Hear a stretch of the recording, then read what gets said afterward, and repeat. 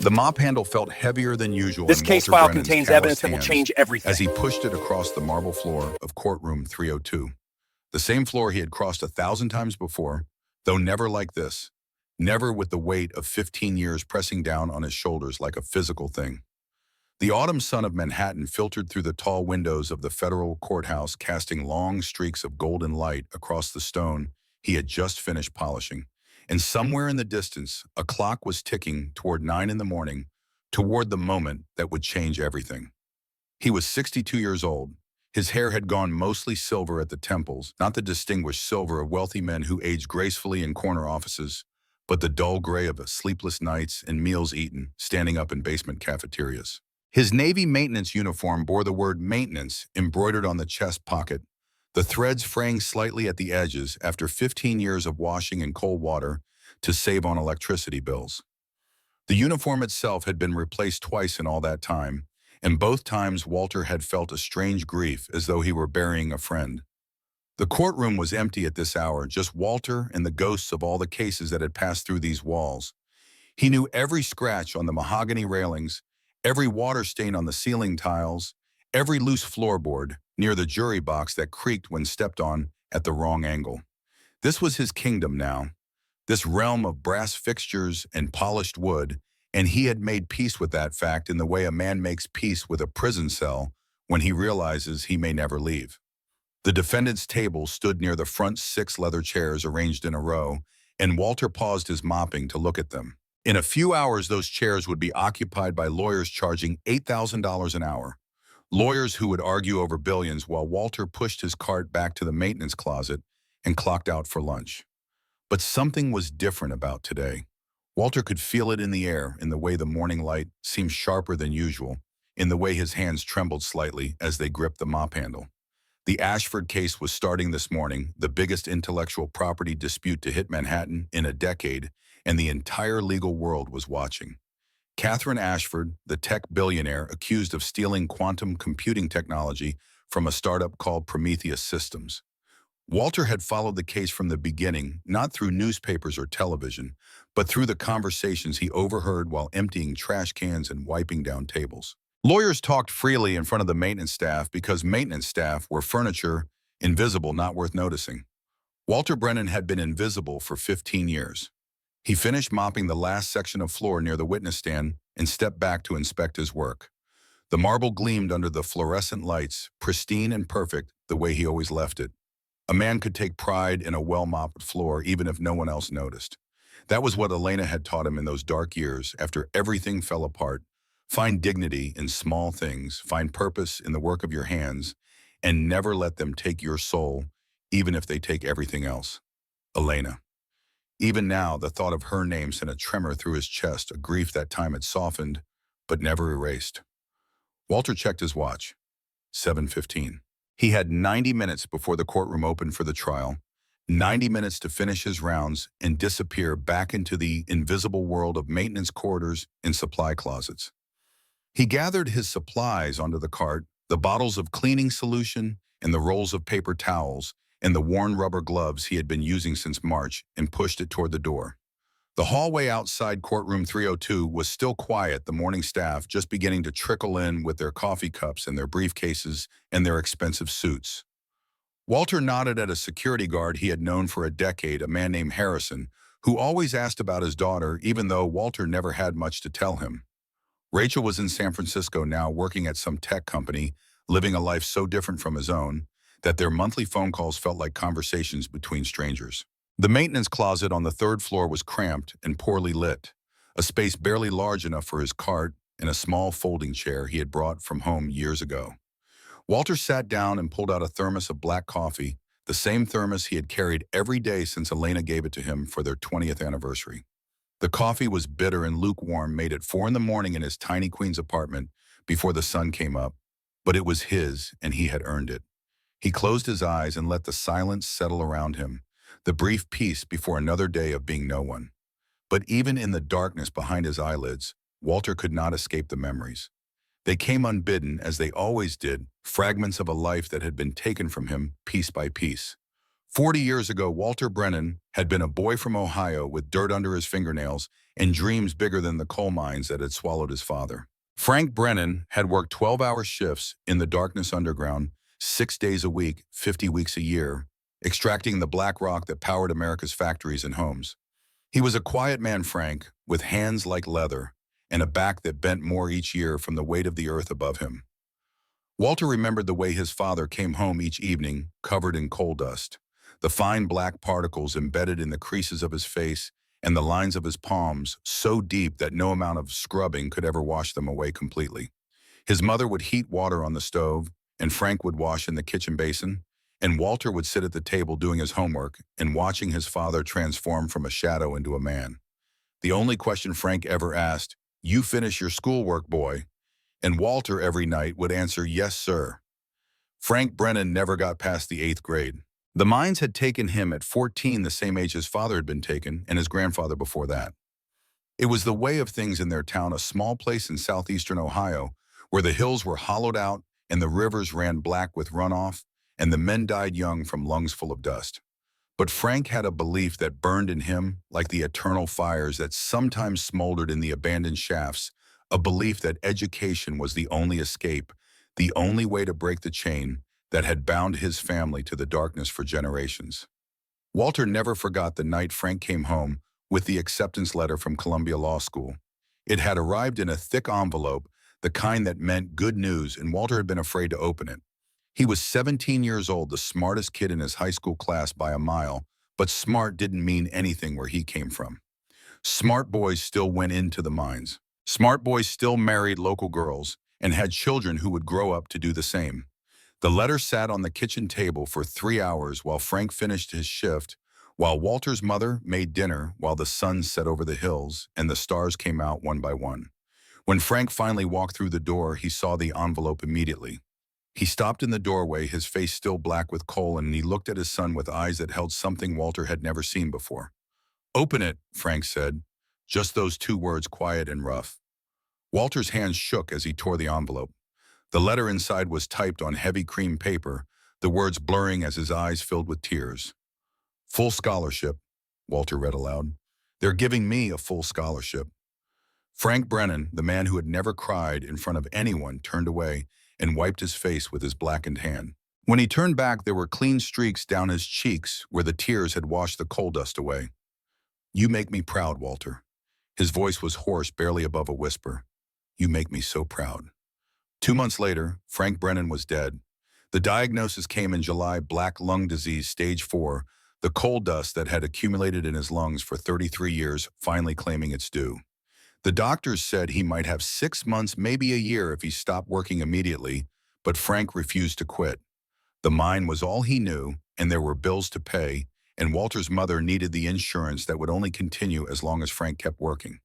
He lasted until September. Walter was 3 weeks into his first semester at Columbia when the phone call came. His mother's voice on the other end of the line, distant and broken, telling him to come home, telling him it was time. He hitchhiked through the night, arriving at the hospital in the gray hours before dawn, and found his father in a bed that seemed too small for a man who had carried the weight of the earth on his shoulders. Frank's eyes were closed when Walter walked in, but they opened at the sound of his footsteps. "You came," Frank whispered. His voice was like wind through dead leaves, barely there. "Of course I came." "Shouldn't have. You got classes. You got studying." "I'll catch up." Frank's hand, pale and thin, now reached out and found Walter's. The grip was weak, nothing like the iron strength Walter remembered from childhood, but it was there. "Listen to me, boy." Frank's eyes found his son's face, and even in their clouded depths, there was an intensity that made Walter lean closer. "You're gonna be something. You're gonna help people like me, people who get chewed up by the system and spit out like nothing. You promise me." "I promise, Dad." "Say it again." "I promise." "I'll be a lawyer. I'll fight for people like you." Frank nodded, satisfied. His eyes closed again, and his grip on Walter's hand loosened. "Your mama's gonna need you to be strong, but you don't come back here to stay.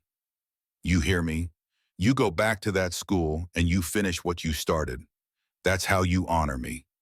Not by staying here and mourning. By becoming everything I never could." Those were the last coherent words Frank Brennan ever spoke. He died 3 days later on a Sunday morning when the bells were ringing at the church down the street.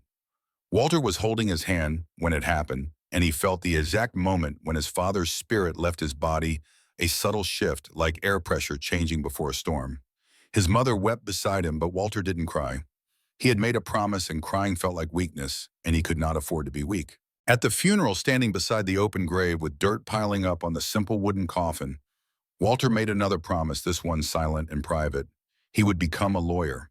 He would protect people like his father, working men and women who were exploited and forgotten and treated like disposable parts in a machine designed to benefit the wealthy and powerful.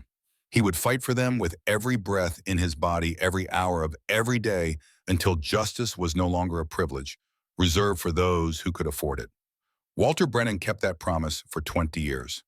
Columbia Law School had been a revelation, a world so different from the coal-dusted hills of Ohio that Walter sometimes felt like he had traveled to another planet. The other students came from prep schools and wealthy families, from summer homes in the Hamptons and winter vacations in Aspen, and they looked at Walter with his secondhand suits in his calloused hands and his accent that still carried traces of Appalachian hills, with something between curiosity and contempt.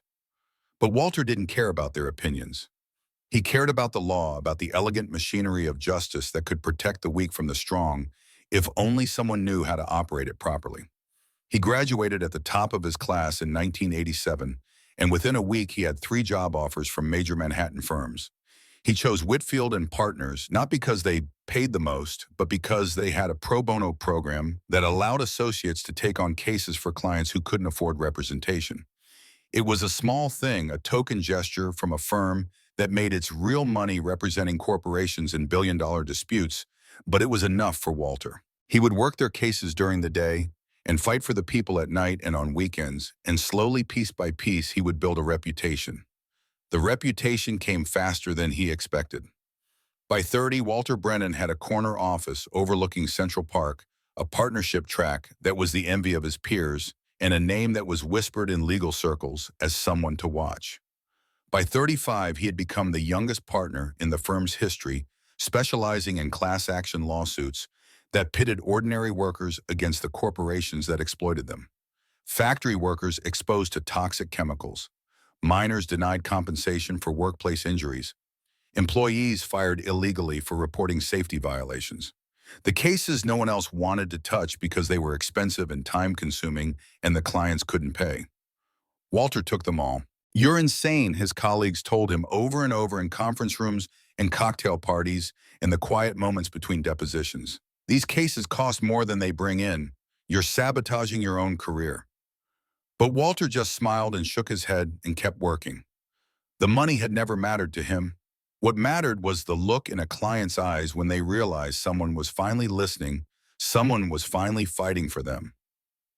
Someone finally saw them as human beings worthy of justice. It was at a trial in 1989 that Walter met Elena. The case was a wrongful termination suit. A factory worker named Miguel Martinez, who had been fired after 25 years because he reported unsafe working conditions to the state labor board.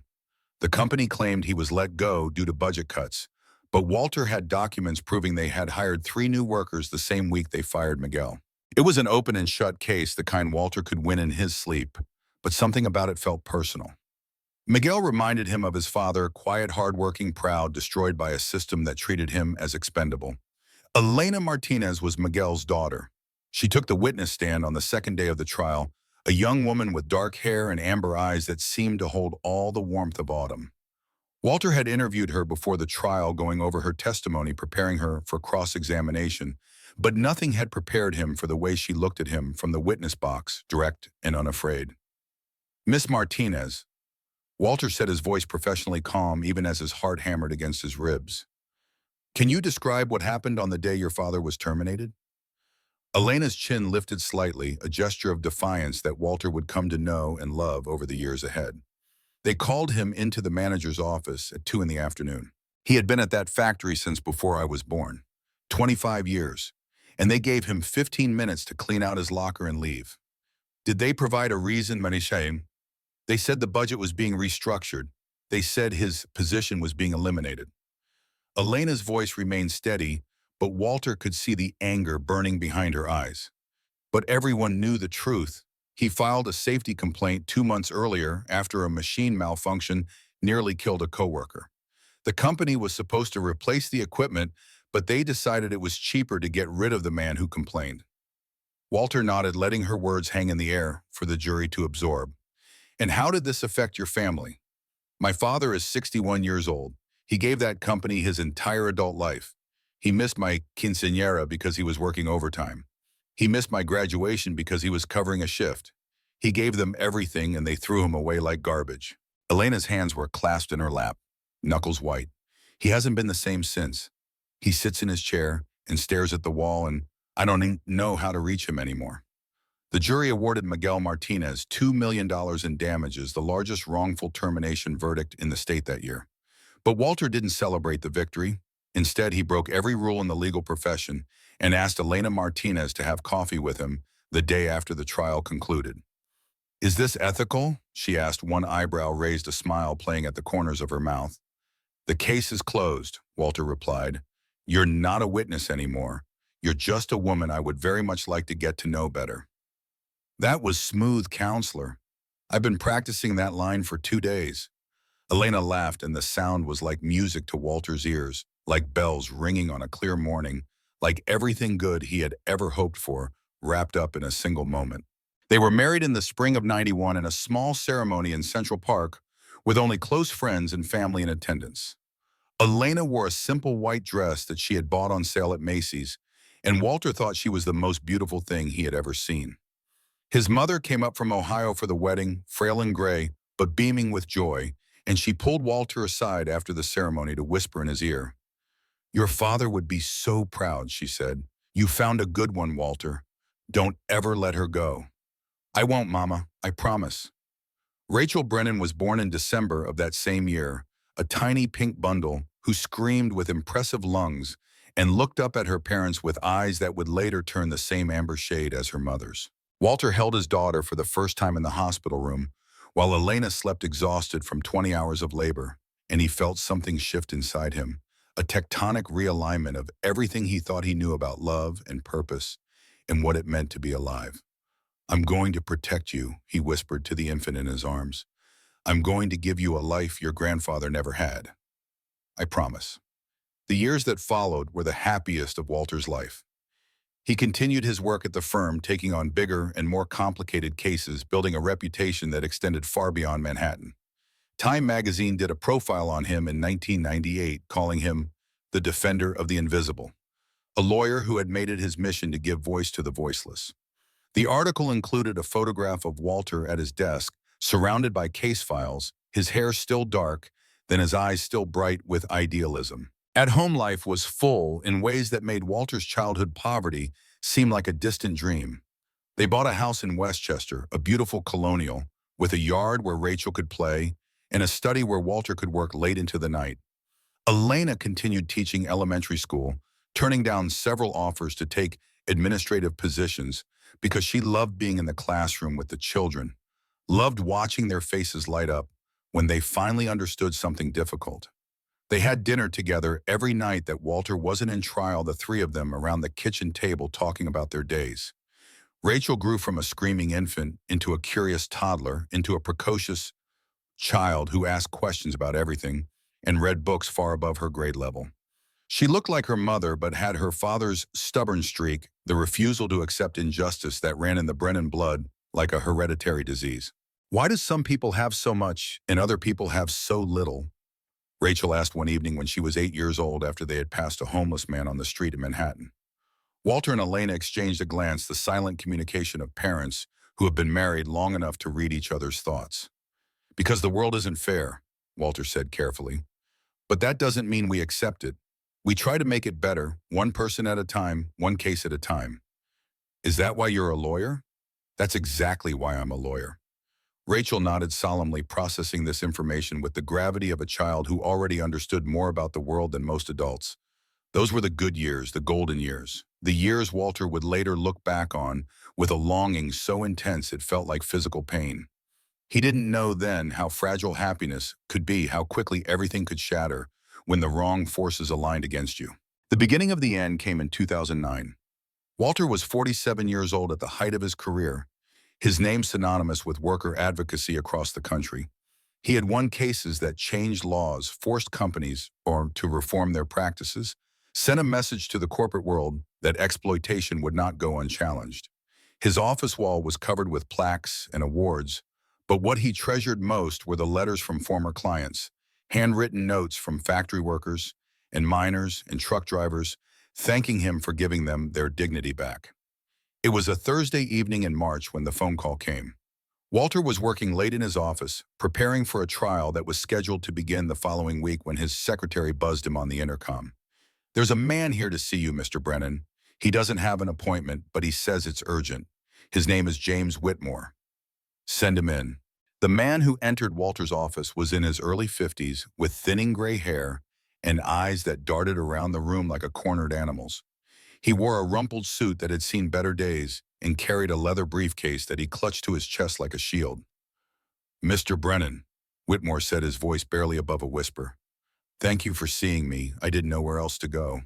Walter gestured to the chair across from his desk. "Please sit down. Tell me what's going on."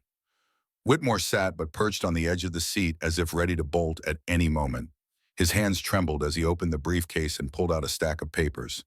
"I'm a safety engineer at Dominion Energy Corporation. I've worked there for 18 years. He paused, swallowing hard. "What I'm about to show you could get me killed." Walter leaned forward, his instincts sharpening. "Go on." "There's a nuclear power plant in upstate New York called Millbrook. I've been responsible for safety assessments there for the past 5 years. Whitmore spread the papers on Walter's desk with shaking hands.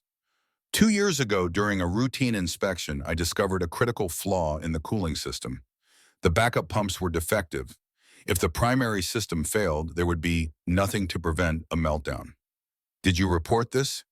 "Of course I reported it. I filed 3 separate reports with my supervisors detailing the problem and recommending immediate repairs." Whitmore's voice cracked with a mixture of fear and outrage. "Do you know what they did? They ran a cost-benefit analysis. They calculated that repairing the cooling system would cost $40 million. Then they calculated the potential liability if there was an accident, lawsuit settlements, regulatory fines. And they concluded it was cheaper to do nothing." Walter felt his blood run cold. They decided to risk a nuclear accident because fixing the problem was too expensive. That's exactly what they decided. Whitmore pulled out another document, this one marked confidential in red letters. "This is the internal memo authorizing the decision. It was signed by 3 members of the executive board, including the CEO." Walter examined the document. The language was clinical, detached, discussing the potential deaths of human beings in the same tone one might use to discuss inventory management.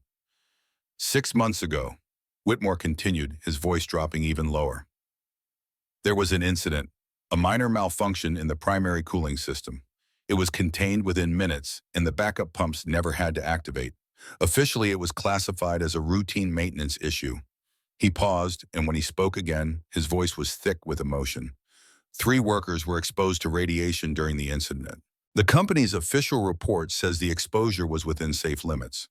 But I've seen the actual readings. Those men received doses that will almost certainly cause cancer within the next decade. And the company is covering this up.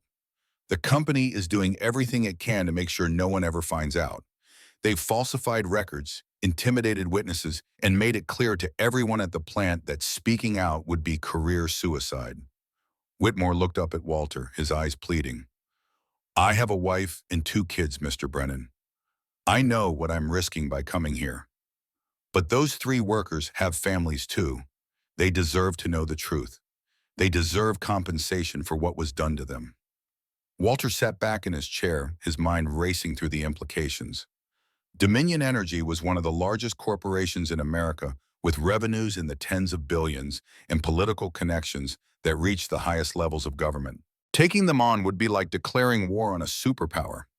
But he thought of his father dying slowly from lungs full of coal dust, while the mining company that employed him denied any responsibility. He thought of all the invisible people he had sworn to protect the workers who were chewed up and spit out by a system designed to maximize profit at any human cost. "I'll take your case," Walter said. Whitmore's face went through a rapid sequence of emotions, relief, gratitude, and then a deeper, darker fear. "You understand what this means. They'll come after you. They'll do everything in their power to destroy you. Let them try." Walter had no idea in that moment how prophetic those words would prove to be. The next 6 months were a whirlwind of preparation. Walter assembled a team of associates investigators and expert witnesses. He gathered evidence, internal documents, witness statements, scientific analyses. He filed the lawsuit in federal court alleging negligence, fraud, and conspiracy to cover up a public safety hazard. The media picked up the story, and suddenly Dominion Energy was facing the most damaging public relations crisis in its history. But Dominion Energy did not become a multi-billion-dollar corporation by losing fights. Their response was swift and overwhelming. They hired an army of lawyers from the most prestigious firms in the country. They launched a media counter-offensive portraying Walter as an ambulance chaser looking for a payday. They sent private investigators to dig into his past, his finances, his personal life, searching for anything that could be used to discredit him. Walter expected all of this. What he did not expect was the sophistication of their ultimate attack. 2 weeks before the trial was scheduled to begin, Walter came home late from the office to find his front door slightly ajar. He knew immediately that something was wrong. Elena was visiting her parents in New Jersey with Rachel, who was home from college for spring break. The house should have been empty and locked. Walter pushed the door open slowly, his heart pounding in his chest. The living room looked untouched, but when he went to his study, he found chaos. The drawers of his desk had been pulled out and dumped on the floor. His file cabinet had been pried open, and his laptop, the computer that contained years of case files and research and correspondence, was gone. He called the police, but some instinct told him this was not a random burglary. His television was still there. Elena's jewelry was untouched in the bedroom upstairs. Only the laptop had been taken along with the backup drive he kept in his desk drawer. The next morning, before Walter could fully process what had happened, he received a call from the New York State Bar Association. "Mr. Brennan, this is Margaret Chen, Chief Disciplinary Counsel. We've received a complaint against you that requires immediate investigation. I need you to come to our offices today." Walter felt the floor shift beneath his feet. "What kind of complaint?" "I can't discuss the details over the phone, but I should warn you, based on the evidence we've received, your license to practice law is in serious jeopardy." The evidence, as Walter would soon discover, was damning. Someone had provided the Bar Association with documents purporting to show that Walter had fabricated evidence in the Dominion case. There were emails supposedly from Walter's account discussing plans to create false documents. There were recordings of phone conversations, Walter's voice unmistakably captured, talking about bribing witnesses and manufacturing expert testimony. There were financial records showing suspicious payments into offshore accounts that Walter had never heard of. It was all fake, every piece of it constructed with a sophistication that bordered on genius. The emails had digital signatures that appeared to be authentic. The voice recordings had been synthesized using technology that was in 2009 cutting edge and almost impossible to detect. The financial records had been created by hacking into banking systems and inserting false transactions. But none of that mattered. The evidence looked real, and the Bar Association was obligated to investigate. Walter was suspended from practice immediately pending the outcome of the investigation. The firm Whitfield and Partners, the place where he had worked for more than 20 years, called him into the managing partner's office the same day. "Walter, I don't know what to say." David Whitfield, the founder's grandson, looked genuinely pained.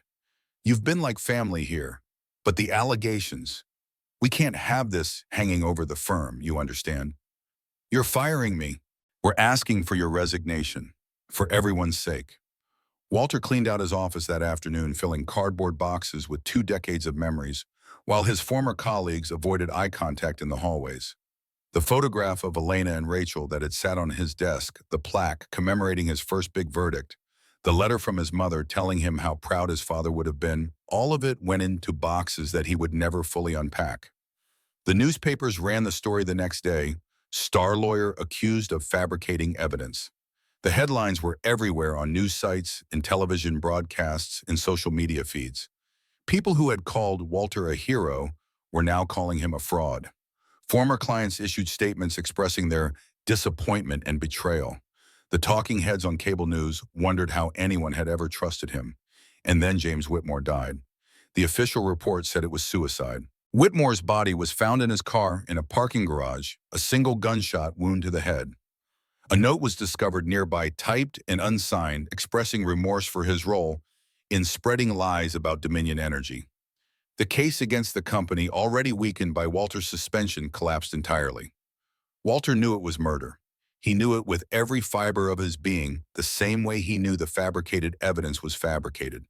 But he had no way to prove it, and no one was interested in listening to the ravings of a disgraced attorney. The investigation into Walter's conduct lasted 4 years.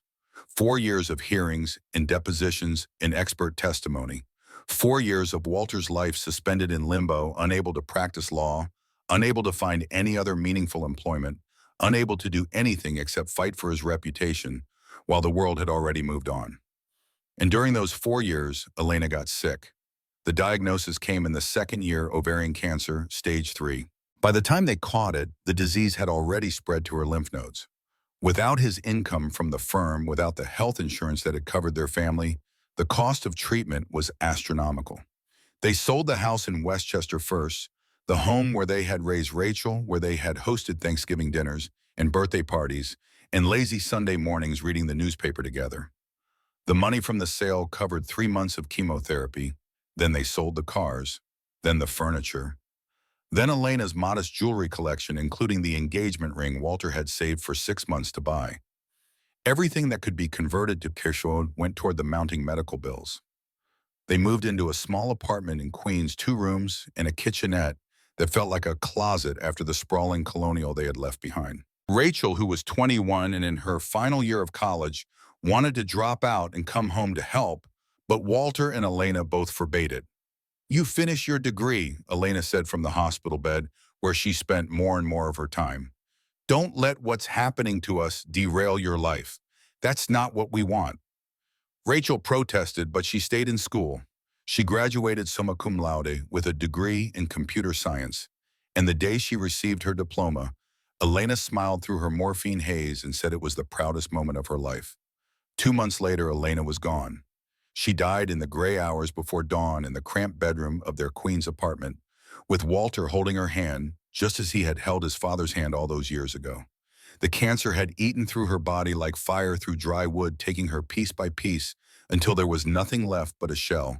But even in the end, even when the pain was too much to bear, she had never lost her spirit. "Don't let them win," she whispered to Walter on one of her final nights when she was still lucid enough to speak.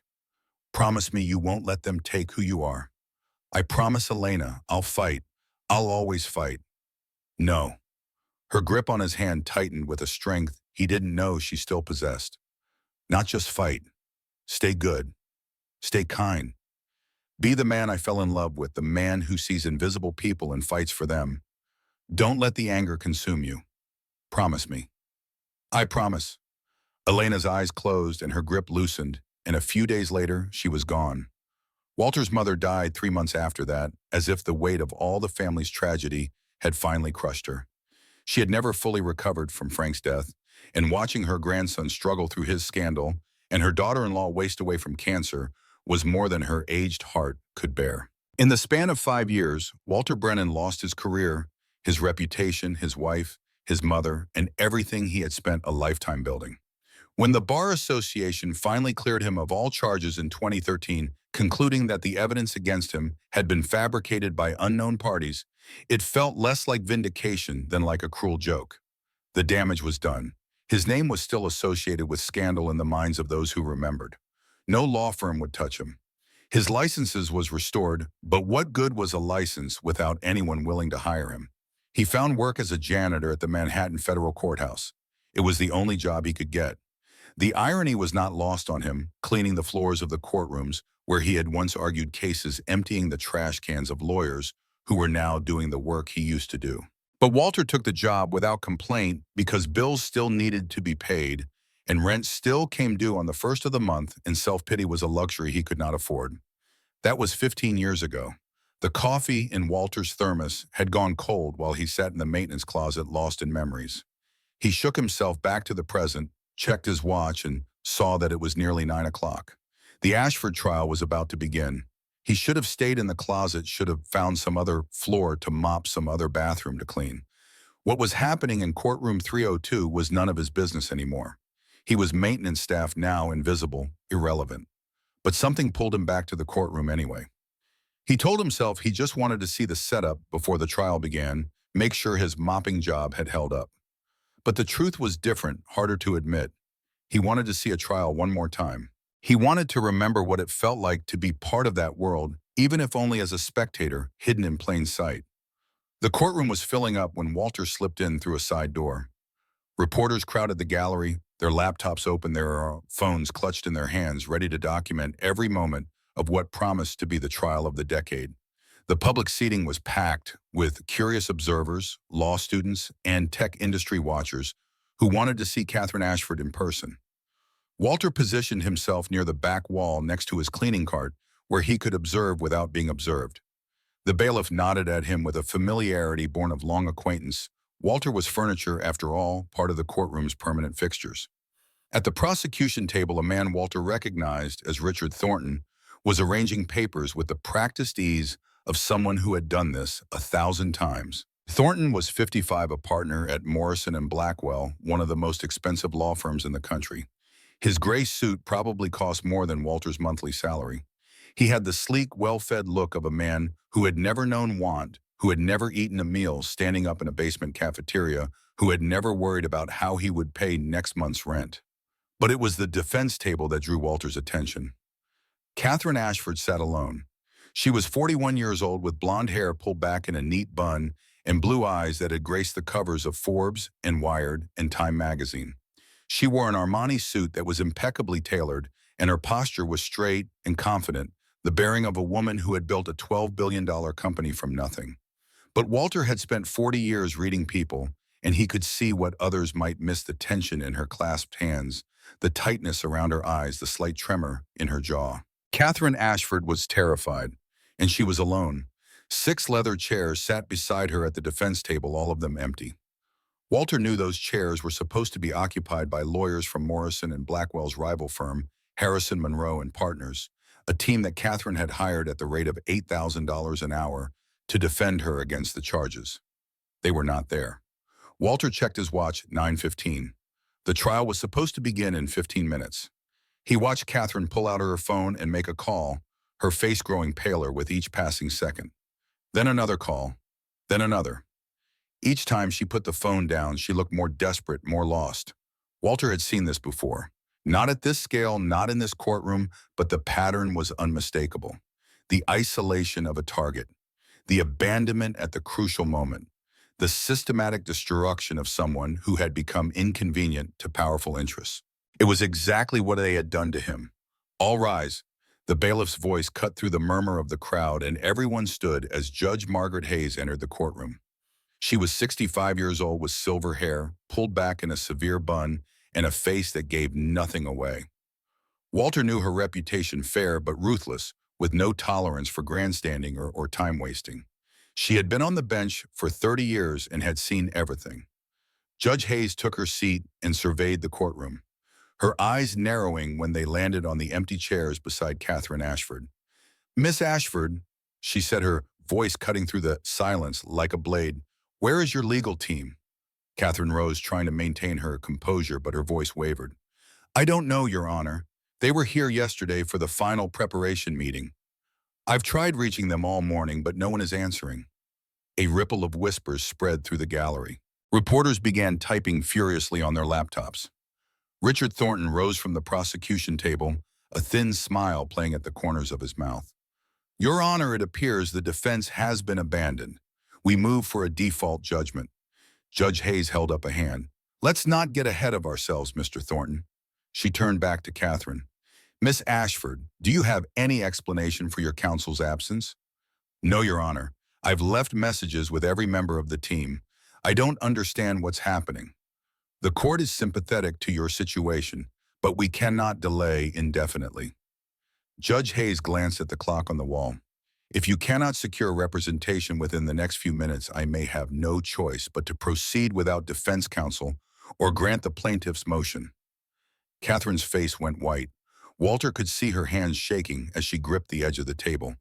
And in that moment, something stirred in Walter's chest. He thought of Elena dying in that cramped Queen's apartment, making him promise not to let them take who he was. He thought of his father emerging from the coal mines every night, asking if he had finished his schoolwork. He thought of all the invisible people he had sworn to protect, and how he had spent the last 15 years breaking that promise one day at a time. He thought of Catherine Ashford alone and terrified, facing the full power of a system designed to crush anyone who stood in its way. Before he fully understood what he was doing, Walter Brennan stepped away from his cleaning cart.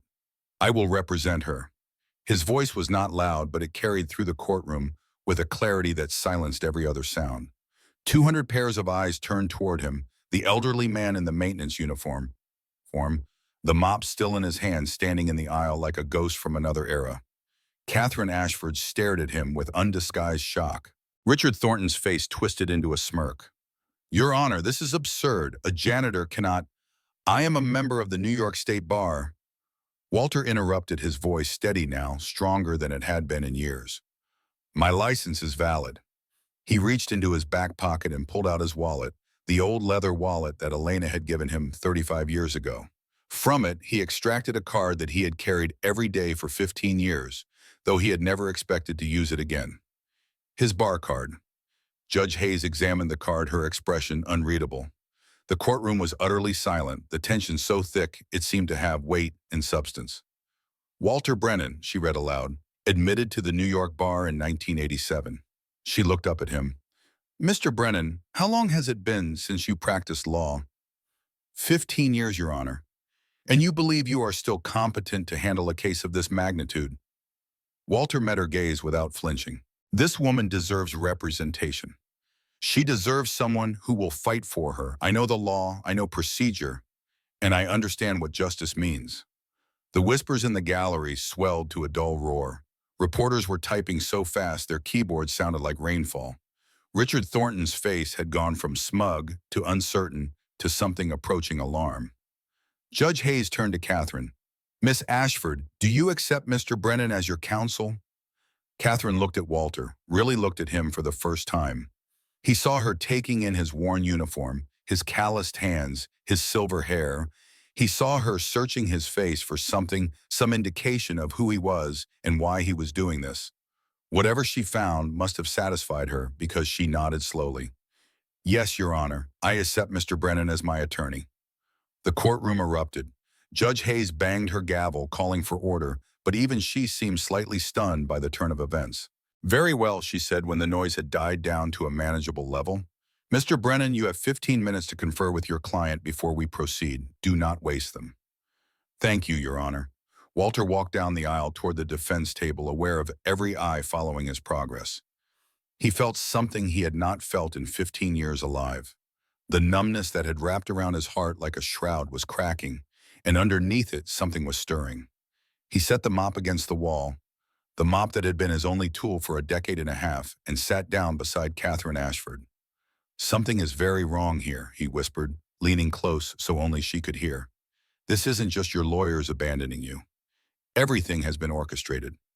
Catherine's eyes widened. "How do you know?" "Because I've seen it before. 15 years ago, they did the same thing to me." Her breath caught. "Who?" "We'll find out. But first I need you to tell me everything. We have 15 minutes. Don't hold anything back." Catherine studied his face for a long moment, the weathered skin, the deep brown eyes that held something she recognized. Something she had seen in her own mirror during the darkest nights of this ordeal. The exhaustion of someone who had been fighting alone for too long. "Where do I start?" "The beginning. Tell me about your technology. Tell me about Prometheus. Tell me everything that led to this moment." And so in whispered fragments, Catherine Ashford began to talk. She told him about her childhood in Pennsylvania, the daughter of an engineer and a nurse, the first person in her family to attend an Ivy League school. She told him about MIT, about the professor who said her ideas were impossible, about the 6 years she spent in a studio apartment, barely bigger than a walk-in closet, working on equations that everyone said would never amount to anything. She told him about quantum computing, about qubits and superposition, and the fundamental problem that had stymied researchers for decades, maintaining coherence at temperatures above absolute zero. She told him about her breakthrough, the insight that came to her at 3 in the morning when she was so exhausted she could barely see straight, the realization that instead of fighting instability, she could harness it. She told him about Ashford Technologies started with $5,000 and a patent that no one believed would work. She told him about the years of struggle, the investors who laughed at her, the male colleagues who dismissed her, the slow and painful climb from obscurity to success. And she told him about Prometheus systems. They appeared 3 years ago, Catherine said, her voice tight with controlled anger. A startup claiming to have developed quantum processing technology independently. But their timing was suspicious. They filed their first patents exactly 2 months after I presented my research at a major conference. And now they're claiming you stole their work. That's exactly what they're claiming. They say I used industry connections to access their internal research and copied their designs. It's insane. I have documentation proving I developed this technology years before Prometheus even existed. But no one wants to hear it. Walter's mind was racing, processing information, drawing connections. Your previous lawyers, how did they respond to this defense? Catherine's face darkened. They told me not to worry. They said they had a strategy. They said introducing my original research notes wasn't necessary. Not necessary.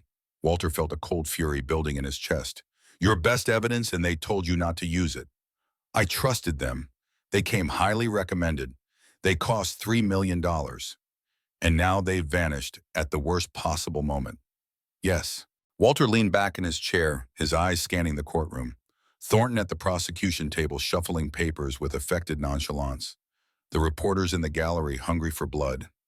Judge Hayes watching them with an expression that was impossible to read.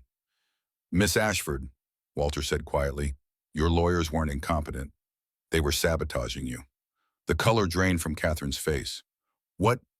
Think about it. Every strategic decision they made weakened your case. Critical evidence excluded. Key witnesses never called. And now they disappear at the exact moment when their absence would cause maximum damage. He met her eyes. Someone paid them to lose. The question is who and why. Before Catherine could respond, the bailiff announced that their 15 minutes were up. Judge Hayes called the court to order. Mr. Brennan, are you prepared to make your opening statement? Walter stood slowly. His joints ached from years of physical labor, and his heart was pounding with a mixture of fear and exhilaration. 15 years since he had last stood in a courtroom as an attorney. 15 years of mopping floors and emptying trash cans and being invisible. But as he walked to the podium, something remarkable happened. The fear began to recede, replaced by something older and deeper instinct. 40 years of legal training, of courtroom battles, of arguments, was won and lost, rose up inside him like a tide. He placed his hands on the podium and looked at the 12 faces in the jury box. Ladies and gentlemen of the jury, he began, his voice calm and clear. My name is Walter Brennan. I must apologize for my appearance. I'm not wearing an expensive suit like my colleague across the aisle. I don't have a prestigious office or a team of assistants. Less than an hour ago, I was mopping the floor of this very courtroom. A murmur rippled through the gallery. Walter let it pass. But 15 years ago, I stood in courtrooms like this one as an attorney. I represented workers against corporations, ordinary people against powerful interests. I believed then, as I believe now, that justice should not depend on the size of your bank account or the prestige of your law firm. Justice should depend on one thing and one thing only, the truth. He paused, letting the words settle. The truth in this case is simple. Catherine Ashford stole nothing.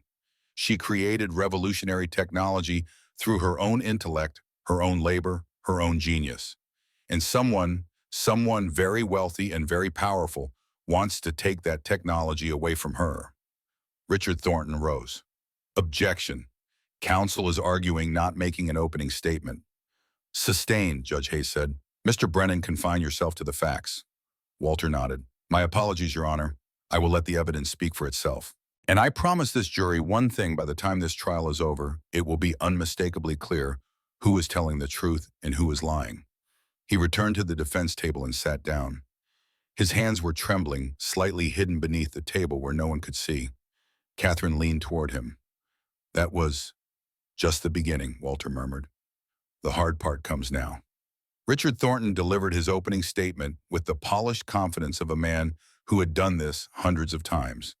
He painted Catherine as a thief, a fraud, a woman who had built her empire on stolen ideas. He promised evidence, expert testimony, documentary proof. He was smooth and persuasive and utterly convinced of his own righteousness. Walter listened carefully, taking mental notes, looking for weaknesses. The first day of testimony was a gauntlet. Thornton called a parade of witnesses, technology analysts, industry experts, former employees of Prometheus Systems, all telling the same story of theft and deception. Walter cross-examined each one, probing for inconsistencies, challenging assumptions, planting seeds of doubt in the jury's minds. But he was operating at a disadvantage, and he knew it. He had no preparation time, no discovery materials, no expert witnesses of his own. He was improvising, relying on instincts honed over 40 years and knowledge of the law that he had maintained through 15 years of reading in public libraries during his days off. By the end of the day, when Judge Hayes adjourned the proceedings until the following morning, Walter was exhausted in a way he had not been since Elena's final months. Every muscle in his body ached. His mind felt stretched thin, overtaxed by the effort of processing so much information so quickly. But beneath the exhaustion, there was something else, a spark of the man he used to be, still alive after all these years. Catherine caught up with him in the hallway outside the courtroom after the reporters had finally been left behind. "Mr. Brennan," he turned. In the fluorescent light of the corridor, Catherine looked different than she had in the courtroom. Smaller, more vulnerable, the armor of her billion-dollar success stripped away by the events of the day. "Thank you," she said quietly, "for what you did in there. I don't understand why you did it, but thank you. Don't thank me yet. We've barely begun. I know, but you stood up for me when no one else would. That means something." And she hesitated. "Can we talk more? Tonight I have documents at my office, research materials, things that might help the case." "I can't tonight. I have a shift." "A shift? I'm still employed by the courthouse, Miss Ashford. If I miss my shift, I lose my job." Catherine stared at him, and Walter watched the understanding dawn in her eyes. The realization of the gulf between their worlds, the recognition that this man who had saved her in court still had to mop floors to pay his rent. "Let me pay you," she said immediately. "As my lawyer, a retainer, whatever the going rate is." "No." "Why not?" Walter considered the question. Why not indeed? He could use the money. His apartment was barely habitable, his savings non-existent, his future as bleak as his past. But some things were more important than money. "Because if I do this for money, I'm no different than the lawyers who betrayed you," he said finally. "I'm doing this because it's right. Because 15 years ago, someone should have stood up for me, and no one did. I won't let the same thing happen to you." Catherine was silent for a long moment. When she spoke again, her voice was softer. "At least come to my place after your shift. We can go over the documents together, no matter how late it is." Walter nodded. "Midnight, I'll be there." "Midnight works." She gave him an address in Manhattan, a building in the financial district that Walter had walked past 1,000 times but never imagined entering. Then she turned and walked away, disappearing into an elevator that would take her back to a world of luxury and privilege that had suddenly become a prison. Walter stood in the empty corridor for a long moment, processing everything that had happened. Then he retrieved his cleaning cart from the courtroom and went back to work. He had floors to mop. That night, after his shift ended at 11, Walter drove his 15-year-old Toyota Camry into Manhattan. The car had been Elena's purchase the year before she got sick, and he had kept it running through a combination of stubbornness and mechanical knowledge gained from a childhood watching his father maintain equipment on a coal miner's budget. Catherine's building was a glass tower that rose 40 stories into the night sky, its windows gleaming with the reflected lights of the city. The security guard in the lobby looked at Walter's maintenance uniform with undisguised skepticism, but a quick phone call to Catherine's penthouse got him past the velvet rope. The elevator ride to the top floor took nearly a minute, and when the doors opened, Walter found himself in a space that seemed designed by someone who had never known want. Floor-to-ceiling windows looked out over the Manhattan skyline. Modern art hung on walls that were themselves works of architectural beauty. The furniture was minimalist and clearly expensive, the kind of pieces that appeared in design magazines and cost more than most people's annual salaries. Catherine was waiting for him in what she called her study, a room that in any normal apartment would have been the master bedroom. She had changed out of her courtroom attire into jeans and a simple sweater, and she looked more human than she had all day. "Coffee?" she asked. "Please." She poured from a machine that probably had cost more than Walter's car, and the coffee was better than anything he had tasted in 15 years. Rich and smooth and completely unlike the bitter brew he made each morning in his tiny kitchen. "Thank you for coming," Catherine said, settling into a chair across from him. I know this whole situation is unusual." "Miss Ashford, the whole situation is more than unusual. It's orchestrated. And before we can figure out how to fight it, I need to understand everything. Not the version you told your lawyers, not the version for the media, the truth."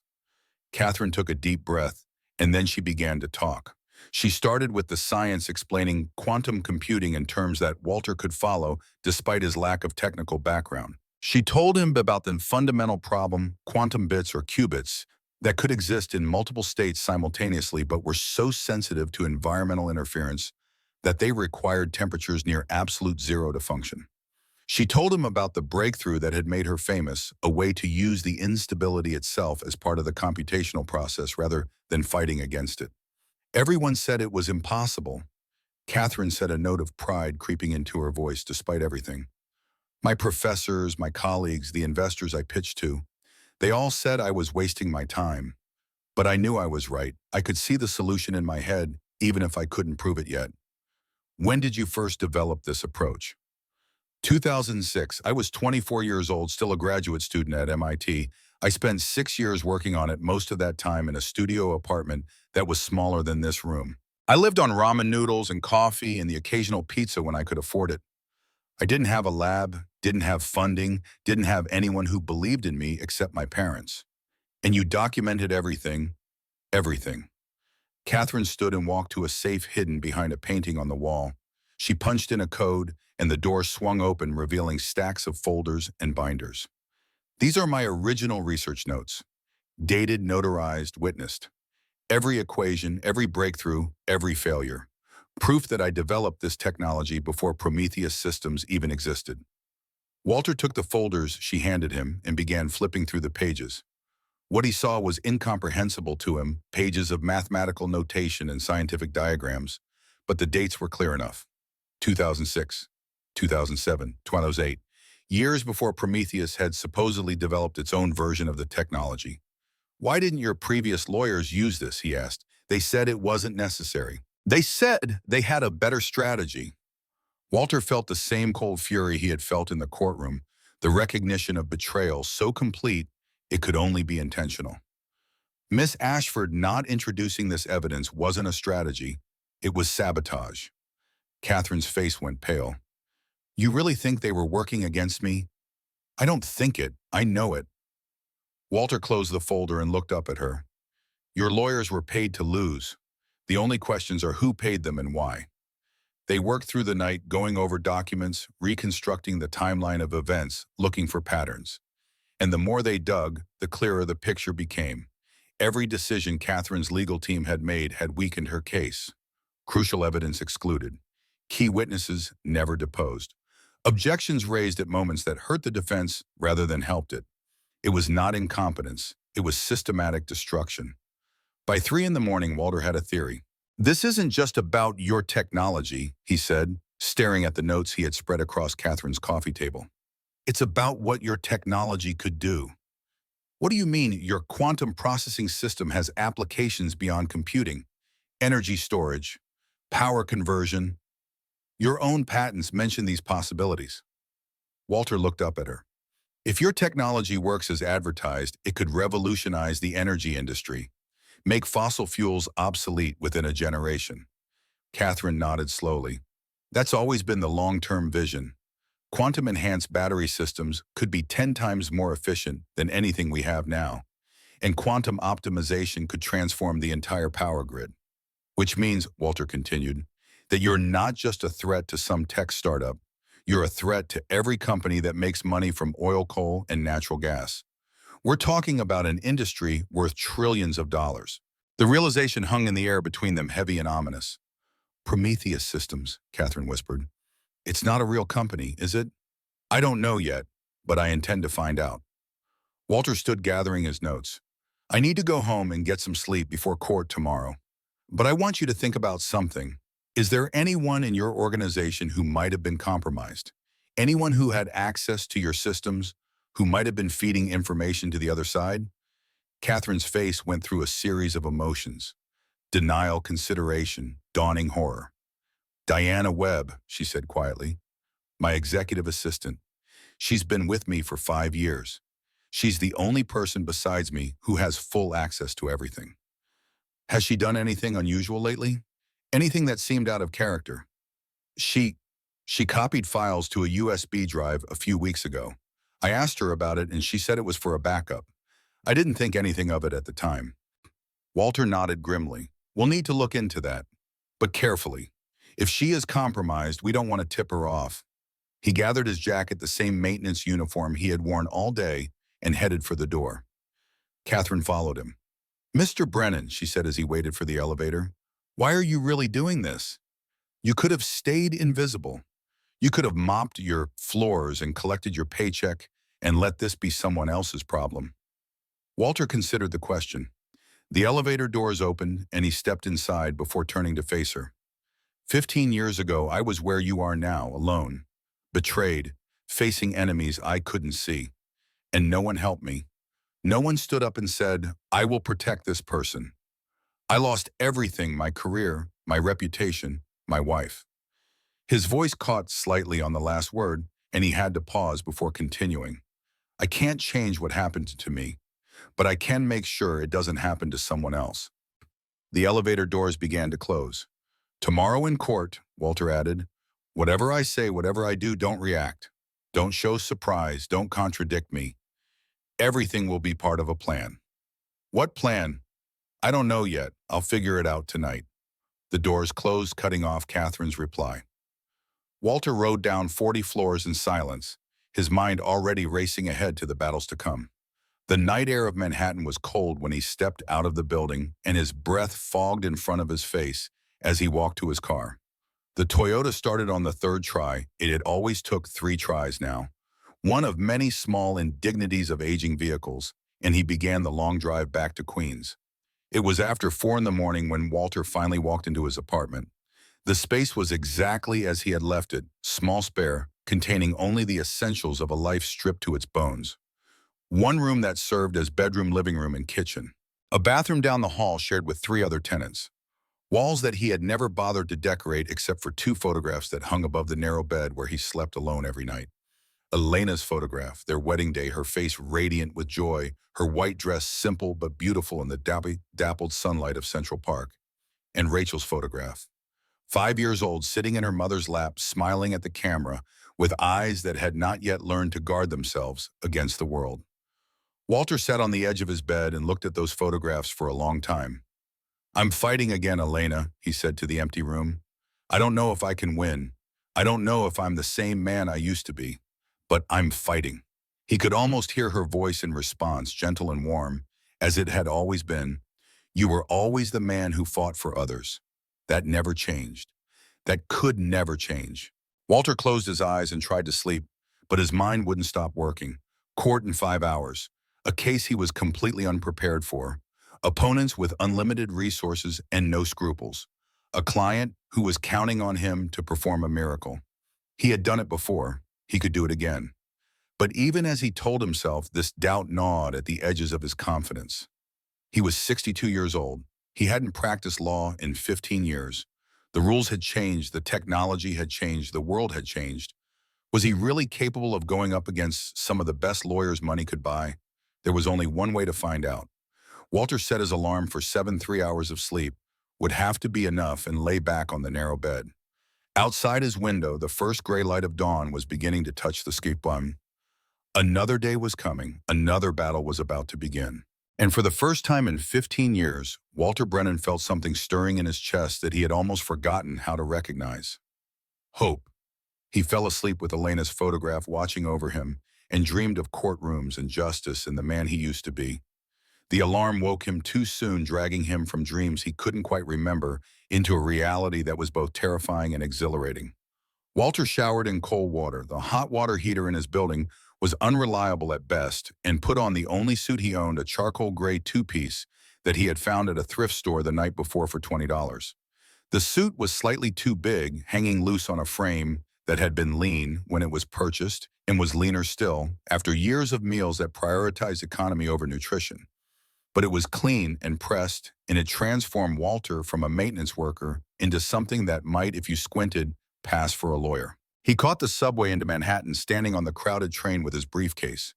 Elena's old briefcase, another relic from a better time, clutched against his chest. The other passengers paid him no attention, lost in their phones and their newspapers and the private worlds inside their heads. Walter was invisible here too, just another anonymous face in a city of millions. But not for much longer. The courthouse was already buzzing when he arrived. Word of yesterday's drama had spread through the legal community like wildfire, and reporters were camped outside the main entrance, hungry for the next chapter of the story. They barely glanced at Walter as he entered. To them, he was still the maintenance man, not yet recognized as the protagonist of the day's drama. Catherine was waiting for him outside courtroom 302. She looked better than she had the night before, though the shadows under her eyes suggested she hadn't slept much either. "Ready?" she asked. "No," Walter admitted, "but let's do it anyway." The courtroom was even more packed than yesterday. Every seat was taken with spectators standing along the walls and crowding into every available inch of space. When Walter entered, a murmur went through the crowd, people finally recognizing the janitor who had become a lawyer. He walked to the defense table with as much dignity as he could muster, ignoring the stares and whispers, focusing on the task ahead. Catherine took her seat beside him, and together they faced the front of the courtroom. Judge Hayes entered promptly at 9, and the trial resumed. Richard Thornton called his first witness of the day, Dr. Marcus Webb, introduced as one of the world's leading experts on quantum computing technology. Webb was a man in his mid-50s with wire-rimmed glasses and a tweed jacket that screamed academic respectability. He took the stand with the confidence of someone who had testified in dozens of trials and knew exactly how to present himself to a jury. For the next 30 minutes, Thornton walked Webb through his credentials and his analysis of the two technologies in question. The testimony was devastating. Webb claimed to have studied both systems extensively and concluded that Catherine's patents were derived from Prometheus's earlier research. "The similarities are too numerous and too specific to be coincidental," Webb declared, looking directly at the jury. "In my professional opinion, Miss Ashford's technology is a direct copy of work that was done at Prometheus Systems." Thornton smiled, the satisfied smile of a lawyer who knew he was winning. "No further questions, Your Honor." "Mr. Brennan," Judge Hayes turned to the defense table. "Your witness." Walter stood slowly, feeling the weight of every eye in the courtroom upon him. This was the moment that would define everything. If he failed here, if he could not shake this expert witness, the trial was essentially over. He walked to the lectern, taking his time arranging his notes with deliberate care. Let them wait. Let the anticipation build. "Dr. Webb," he began, his voice calm and conversational, "you testified that you've been working with Prometheus Systems since 2010. Is that correct?" "That's correct." "And you concluded that Miss Ashford's technology is derived from Prometheus's earlier research?" "Yes." "Based on your examination of both systems?" "Exactly. The similarities are unmistakable." Walter nodded as if accepting this at face value. Then he reached into his briefcase and pulled out a document.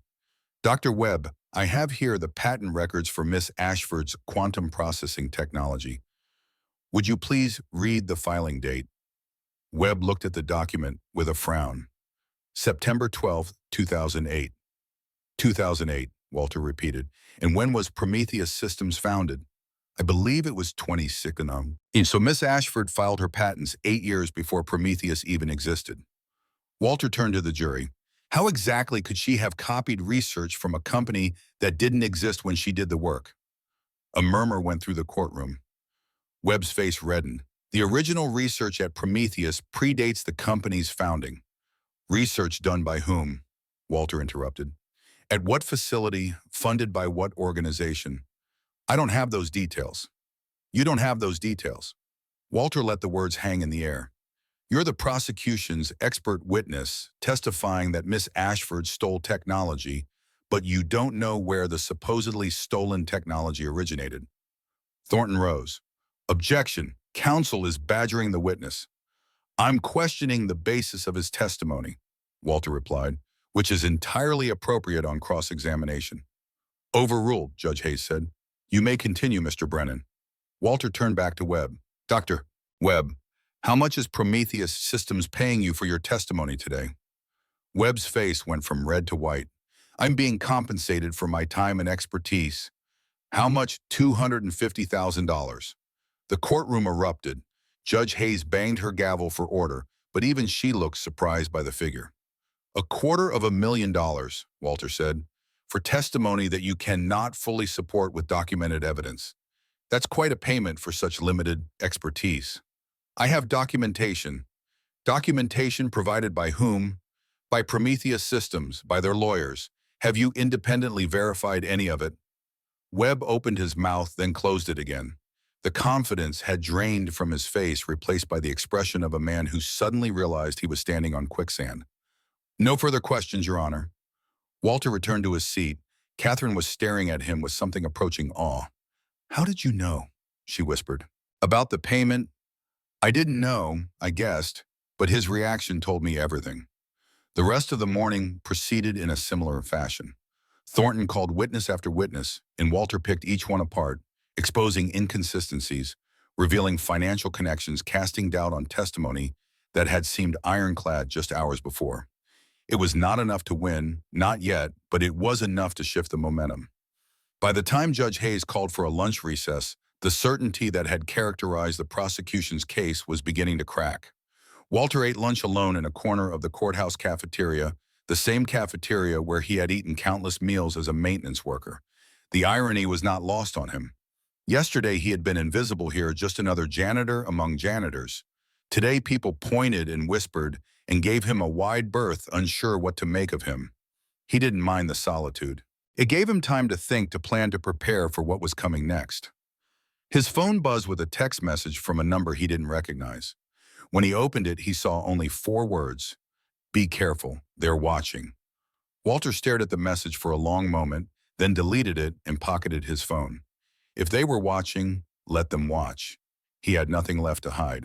The afternoon session brought new challenges. Thornton, clearly rattled by the morning's setbacks, shifted his strategy. Instead of relying solely on expert testimony, he began introducing documentary evidence, emails, memos, internal communications that supposedly showed Catherine coordinating with Prometheus to steal their technology. Walter objected to each document, challenging authenticity, questioning chain of custody, forcing the prosecution to justify every piece of evidence. It was tedious work, the kind of procedural grinding that made headlines but could determine the outcome of a trial. Most of the documents were eventually admitted, but Walter's objections had planted seeds of doubt in the jury's minds. By 5 o'clock, when Judge Hayes adjourned for the day, Walter was running on fumes. His body ached, his mind was foggy with exhaustion, and he had eaten nothing since a sandwich at lunch that he could barely remember consuming. But he had survived another day. And more than survived, he had fought Prometheus to a standstill. Catherine found him in the hallway outside the courtroom. That was incredible, she said. The way you handled Webb, the way you challenged the documents, I've never seen anything like it. Don't celebrate yet. We've won some battles, but the war is far from over. I know, but for the first time since this nightmare started, I feel like maybe she stopped herself. I don't want to jinx it. Smart. Walter managed a tired smile. I need to get back to my apartment and review some things. We should meet again tonight, go over strategy for tomorrow. After your shift. Walter shook his head. I talked to my supervisor today. Told him I needed some time off for personal reasons. He wasn't happy, but he agreed. So you're free tonight. I'm free until this trial is over, one way or another. They agreed to meet at Catherine's penthouse at 8. Walter took the subway back to Queens, stopping at a grocery store to buy a cheap dinner that he could eat while working. His apartment seemed even smaller and shabbier than usual after spending time in Catherine's world of penthouse views and designer furniture. But it was his. The walls might be bare and the furniture secondhand and the heating unreliable, but it was the place where he had survived for 15 years, where he had kept himself together when everything else fell apart. He ate his dinner, a microwave meal that tasted like cardboard, and began reviewing his notes for the next day. The case was far from won. Thornton would come back stronger tomorrow with new strategies and new attacks. Walter needed to be ready, but as he worked, his mind kept drifting to questions that went beyond the immediate trial. Who was really behind Prometheus Systems? Why had Catherine's lawyers betrayed her? And why did this whole situation feel so familiar? Like he was reliving something from his own past, the connection to Dominion. Energy was there hovering at the edge of his consciousness, but he couldn't quite grasp it. Not yet. At 7:30, Walter put on his jacket and headed out to meet Catherine. The subway was crowded with evening commuters heading home from work, ordinary people living ordinary lives, unaware that somewhere in Manhattan a battle was being fought that could affect all of them. Catherine's penthouse was warm and bright when he arrived, a stark contrast to the cold night outside. She had ordered food, real food, from a restaurant that probably charged more for a single meal than Walter spent on groceries in a week, and they ate together at her dining table while going over the case. "I've been thinking about what you said last night," Catherine said between bites. "About Diana, about the possibility that she might be compromised. Have you noticed anything else unusual?" I went back through some of our communications. There are small things, questions she asked that seemed innocent at the time but now feel different. Times when confidential information seemed to leak even though only she and I had access. "Can you document this? Create a timeline?" "Already started." Catherine pulled out a tablet and showed him a spreadsheet she had been working on. "I'm being careful, like you said. Not letting her know I suspect anything." Walter studied the timeline, his mind making connections. If she is feeding information to the other side, they know our strategy. They know what we're planning for tomorrow. Then how do we fight back? We don't tell her our real strategy. We feed her false information. Let her pass along things that will lead them in the wrong direction. Catherine nodded slowly. A trap. Exactly. They worked until midnight, developing a plan that was part legal strategy and part counterintelligence operation. Walter felt more alive than he had in years, his mind fully engaged in the kind of complex problem-solving that had once been his daily bread. But beneath the intellectual satisfaction, a darker current ran. The feeling that he was being drawn into something larger than a simple patent dispute. The suspicion that old enemies were involved, enemies he had thought he had escaped when he traded his lawyer's suit for a maintenance uniform. At midnight, Catherine offered him one of her guest rooms for the night, pointing out that it was too late to travel back to Queens and too important that he be rested for court tomorrow. Walter declined. "I'll sleep better in my own place," he said, "even if it is a shoebox. At least let me have my driver take you." This, after a moment's hesitation, he accepted. The black sedan was impossibly comfortable compared to his aging Toyota, and Walter found himself drifting off during the drive, lulled by warmth and exhaustion.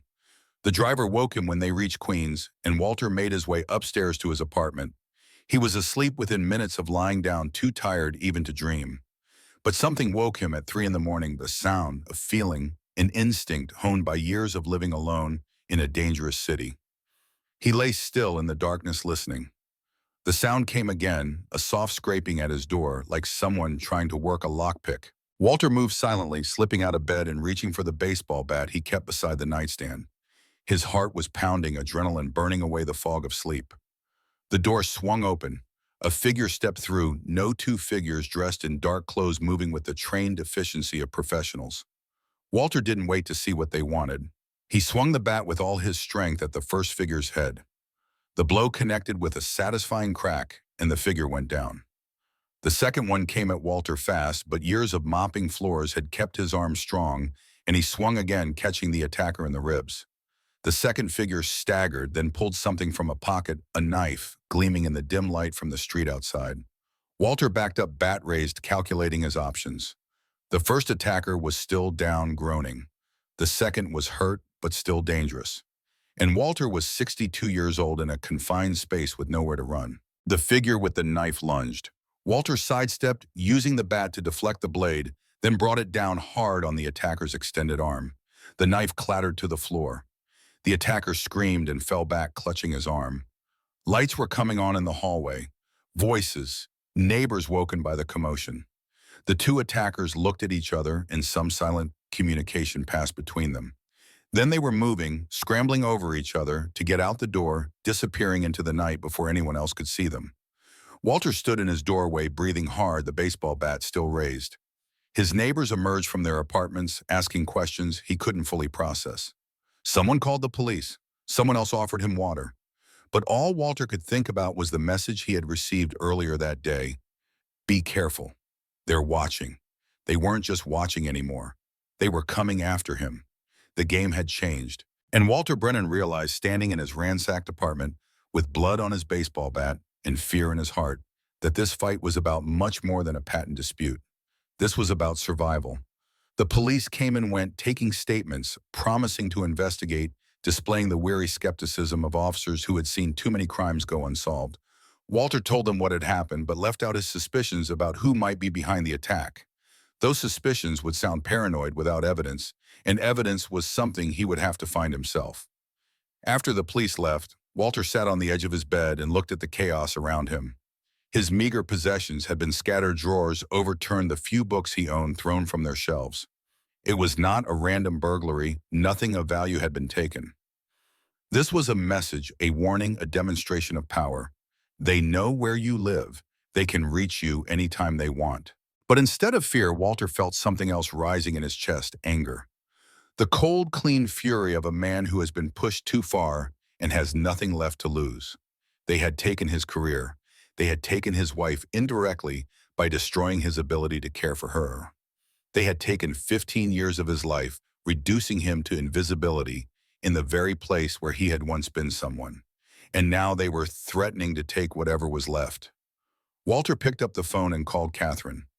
"They came for me tonight," he said when she answered, her voice groggy with sleep. "Two men, professionals." "What are you to?" "I'm fine," they weren't. But this changes things. They're not just trying to win a lawsuit anymore. They're trying to eliminate the opposition.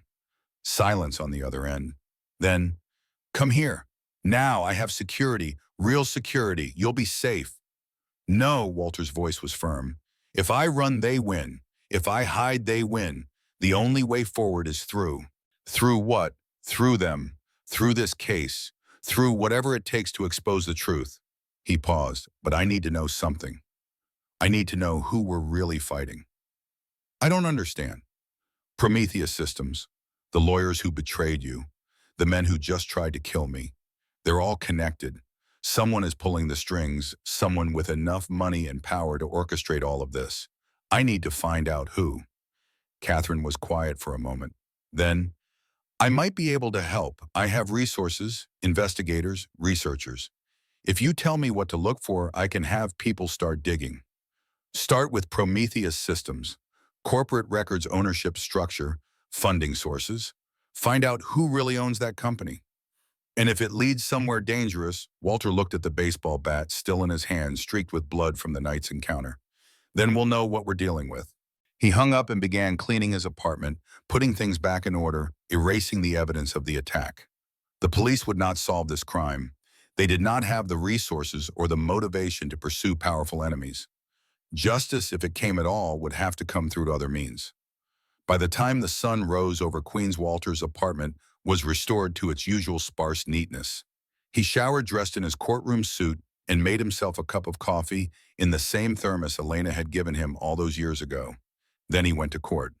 The third day of trial began with Thornton calling a new witness, a former employee of Ashford Technologies, who claimed to have seen Catherine accessing Prometheus Systems' proprietary databases. The testimony was detailed and damaging, painting a picture of systematic theft that would be difficult to counter. But Walter had been expecting something like this. He had spent his restless night preparing questions designed to expose the witness's credibility issues, financial problems that made him vulnerable to bribery, a grudge against Catherine for a missed promotion, connections to people associated with Prometheus. The cross-examination was brutal. By the time Walter was finished, the witness's story lay in tatters, and even Thornton looked shaken. "Your Honor," Walter said when the witness was dismissed, "the defense moves to admit previously excluded evidence regarding Miss Ashford's original research documentation." Thornton was on his feet instantly. "Objection. This evidence was not included in discovery because Miss Ashford's previous counsel failed to disclose it. I have documentation showing that this evidence was provided to Harrison Monroe and Partners 8 months ago and was deliberately withheld from discovery materials." Judge Hayes's eyebrows rose. That's a serious allegation, Mr. Brennan. Do you have proof? Walter produced a stack of papers from his briefcase. I have records of the documents delivered to the previous counsel, signed receipts confirming their receipt, and evidence that these materials were never forwarded to the court as required. I submit that this represents misconduct serious enough to warrant investigation. The courtroom buzzed with whispered conversations. Thornton's face had gone pale. I'll review these materials during the lunch recess, Judge Hayes said. If Mr. Brennan's allegations are substantiated, the evidence will be admitted and appropriate action will be taken regarding the previous counsel's conduct. It was not yet a victory, but it was a crack in the wall, a crack that could widen into something much more significant. During the lunch break, Catherine found Walter in the same corner of the cafeteria where he had eaten alone the day before. My people found something, she said, keeping her voice low as she sat across from him, about Prometheus, about who really owns it. Tell me. The ownership structure is layered. Shell companies within shell companies, offshore entities in the Caymans and Delaware, and a dozen other places. But we traced it back, all the way back. Walter waited. Dominion Energy Corporation. The name hit Walter like a physical blow. For a moment he couldn't breathe. Dominion Energy. His voice came out as a whisper. You're certain. My investigators are some of the best in the business. They're certain. Walter sat back, his mind reeling. Dominion Energy, the company that had destroyed his career 15 years ago. The company that had killed James Whitmore and gotten away with it. The company that had turned him from a lawyer into a janitor. They were back, or rather, they had never left. They had been there all along in the shadows, pulling strings, destroying lives. There's more, Catherine said. I don't know what it means, but 15 years ago there was a lawsuit against Dominion. A whistleblower case about safety violations at a nuclear plant. The lawyer who brought it was named Walter Brennan. Catherine's eyes widened. That was you. That was me. Walter's voice was flat, drained of emotion. They destroyed me to stop that case, and now they're trying to destroy you to stop yours. But why my technology has nothing to do with nuclear power? It has everything to do with power. Walter laughed bitterly at the double meaning. Your technology threatens their entire business model. Quantum computing advances could revolutionize renewable energy, make fossil fuels obsolete. They're not trying to steal your technology. They're trying to eliminate it. Catherine stared at him, the full weight of their situation settling onto her shoulders. This isn't just a lawsuit. This is war. It's always been war. We just didn't know who the enemy was. Walter stood. But now we do, and that changes everything. He returned to the courtroom with a new fire burning in his chest. For 15 years he had accepted his fate, had made peace with his invisibility, had convinced himself that the past was past and nothing could be changed. But the past was not past. The past was hunting him, hunting Catherine, hunting anyone who dared to challenge the power of those who saw human beings as obstacles to be eliminated. Walter Brennan was done running. It was time to fight. The afternoon session brought the moment Walter had been waiting for. Judge Hayes ruled that his evidence regarding the previous counsel's misconduct was sufficient to warrant admitting Catherine's original research documentation into the record. When the jury saw the dated, notarized records proving that Catherine had developed her technology years before Prometheus existed, a visible shift occurred in their expressions. The prosecution's case, built on the foundation of Catherine being a thief, was crumbling. But Walter knew it was not enough. Winning this lawsuit would not stop Dominion Energy. They would find other ways to attack, other proxies to use. The only way to truly win was to expose the conspiracy behind the lawsuit, to drag the truth into the light where it could not be hidden. And for that he needed more than courtroom victories. He needed evidence that would stand up to scrutiny. He needed witnesses willing to talk. He needed to break through the wall of money and power that Dominion had built around itself. The key, he realized, might be Diana Webb. If Catherine's assistant was feeding information to the enemy, she might also know things that could be useful. Not willingly, she was clearly acting under some form of coercion, but if the pressure could be shifted, if she could be made to see that her only way out was cooperation. That night, after court adjourned, Walter shared his plan with Catherine. I want to confront her, Catherine said immediately. Make her tell me the truth. No, that would tip them off. We need to be subtle. Let her continue feeding them information, but only the information we want them to have. Meanwhile, we gather evidence of her communications with them, build a case that she can't deny. And then we offer her a choice, testify about who's really behind all this or face prosecution for corporate espionage. Catherine was silent for a long moment. She's been with me for 5 years. I trusted her. I know, I'm sorry. Don't be sorry, be right. Catherine's jaw set with determination. Do what you have to do. I want these people exposed. The plan went into motion.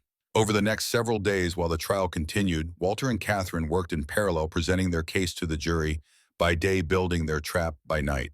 It was exhausting work made more difficult by the constant awareness that they were being watched. Walter changed his routes to the courthouse each day, varied his patterns, never stayed in the same place for long. He was not attacked again, but the threat hung over him like a storm cloud, a constant reminder of how far the enemy was willing to go. The breakthrough came on the 6th day of trial. Diana Webb showed up at Walter's apartment at 2 in the morning. She was shaking when he opened the door, pale, disheveled, clearly terrified. She looked nothing like the composed professional Walter had seen in photographs. "They're going to kill me," she said without preamble, "and you're the only one who can help." Walter let her in, checked the hallway to make sure she was alone, then closed and locked the door. "Talk," he said. And Diana talked. She told him everything. How she had been approached 6 months ago by a man who knew about a mistake she had made years before, an embezzlement that could have sent her to prison. How she had been coerced into copying documents, reporting on Catherine's strategies, feeding information to people she never met face to face. How the pressure had increased as the trial progressed, the demands becoming more extreme until finally she had overheard something that changed everything. "They're planning to kill her," Diana said, her voice breaking. "If the trial goes wrong, if they can't win in court, they're going to eliminate Catherine. Make it look like an accident. I heard them talking about it on a phone call I wasn't supposed to hear." Who was on the call?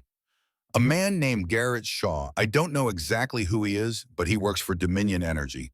He's been the one giving me orders." Walter felt his heart rate spike. Evidence. Real evidence connecting Dominion directly to the conspiracy. "Did you record the call?" "No, but I kept records. Everything they asked me to do, every document I gave them, every communication. I was terrified, so I documented everything in case I ever needed proof that I was coerced." "Where are these records?" Diana reached into her purse and pulled out a USB drive. "Everything's on here, and there's more." She looked Walter in the eye, and he saw something in her expression that he recognized, the desperation of someone who has done wrong and knows the only way out is the truth. "I made copies of their communications too. Emails, messages, phone records. I don't know how I got access. Maybe they got careless. Maybe their security wasn't as good as they thought. But I have evidence of the entire conspiracy. Not just against Catherine. Against you too." Walter's blood ran cold. "Against me? They have a whole file on you. What they did to you 15 years ago. How they fabricated the evidence that destroyed your career.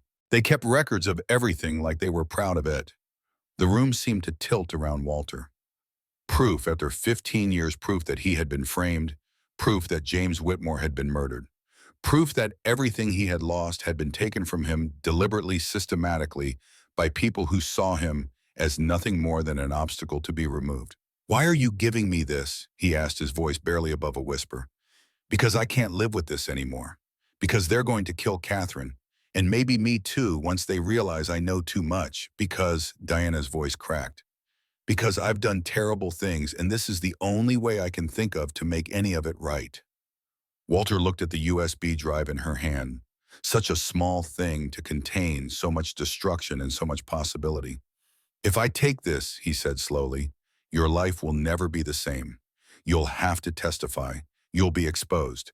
Everything you've done will become public." "I know." Diana pressed the drive into his hand. "But at least I'll be able to live with myself. I couldn't do that before. Whatever happens now, at least I'll know I tried to make it right." Walter closed his fingers around the drive. In his palm, he held the key to everything, the evidence that could bring down Dominion Energy, vindicate his own past, and protect Catherine from enemies who had been operating in the shadows for years.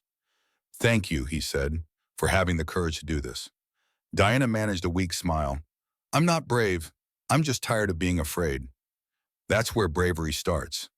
He helped her arrange safe passage, a sister in Vermont who could take her in a route that avoided the obvious exits from the city.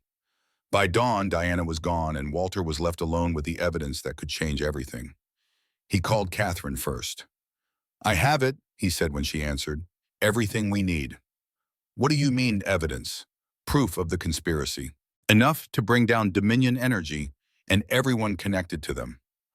Silence on the other end. Then quietly, "What do we do now?" Walter looked out his window at the first light of dawn breaking over Queens. A new day was beginning, a new chapter in a story that had started 15 years ago when a young lawyer had tried to do the right thing and been destroyed for it. But this time would be different. This time he was not alone. This time he had evidence. And this time he was going to win.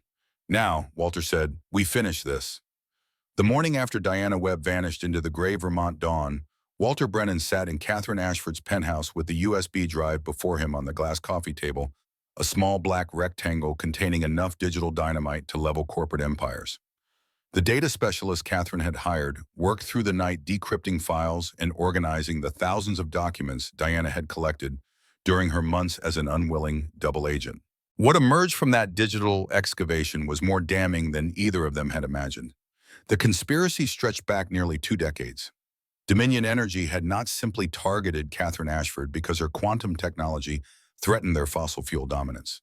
They had been systematically eliminating threats for years, a pattern of destruction that included Walter's own case and at least 7 others that the investigators could identify. Scientists whose research challenged petroleum interests, journalists who dug too deep into environmental violations, whistleblowers who tried to expose safety hazards. Each one had been neutralized through the same playbook: fabricated evidence, corrupted legal teams' character assassination, and when necessary, accidents that were never quite investigated thoroughly enough. Walter read through the files with hands that trembled, not from fear, but from the accumulated weight of vindication. There it was in black and white, the emails coordinating the theft of evidence from his office, the payments to the experts who had testified against him, the instructions to plant falsified documents that would destroy his reputation.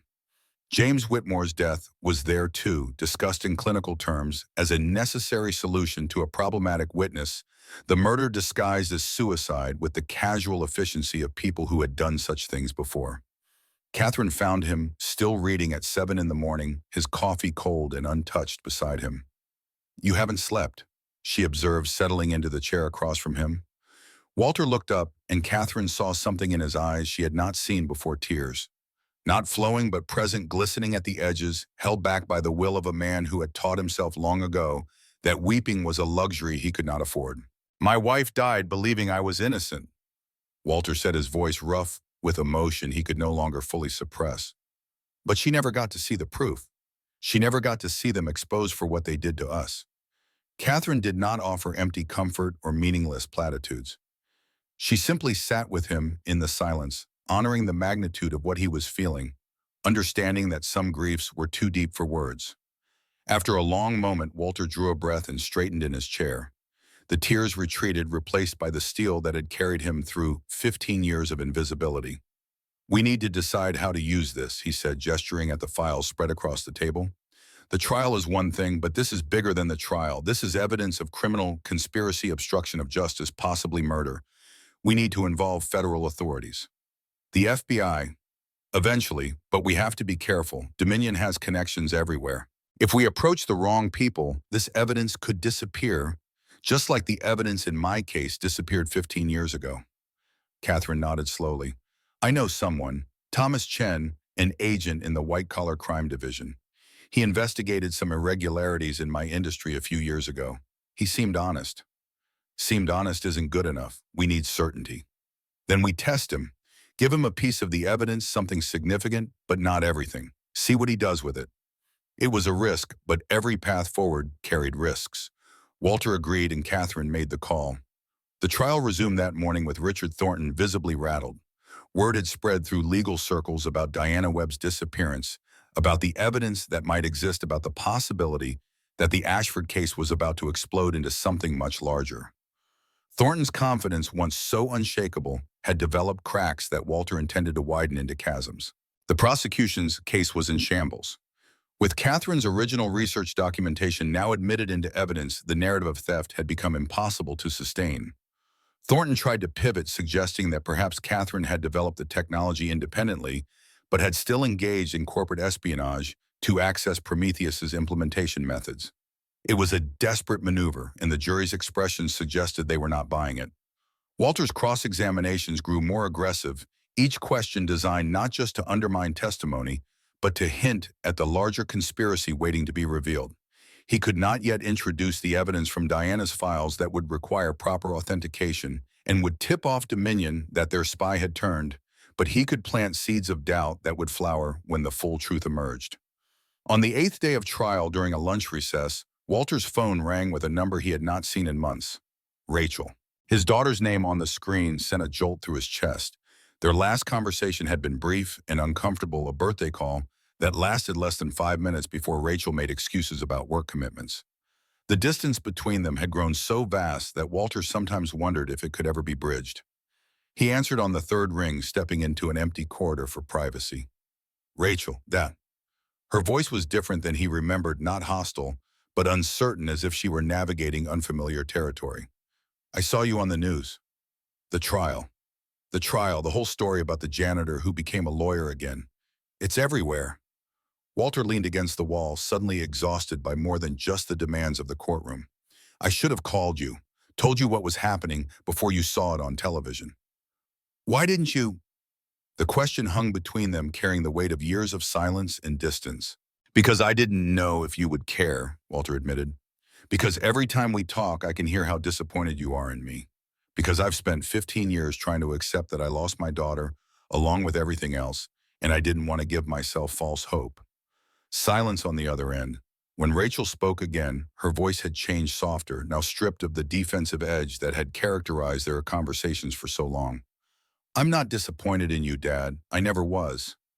Then what? I was angry and scared, and I didn't know how to deal with any of it, so I just pulled away. Rachel's breath caught. When Mom died, I blamed you. Not because it was your fault, but because I needed someone to blame and you were there. And then you just gave up. You stopped being a lawyer, stopped fighting, became this ghost of the person I remembered. I didn't know how to reach you anymore. Walter closed his eyes, feeling the truth of her words cut through defenses he had built over years. I didn't give up. I survived. There's a difference, but I understand why it looked the same from the outside. I know that now. Watching you in that courtroom, standing up for that woman when no one else would, Dad, that's the person I remember from when I was a kid.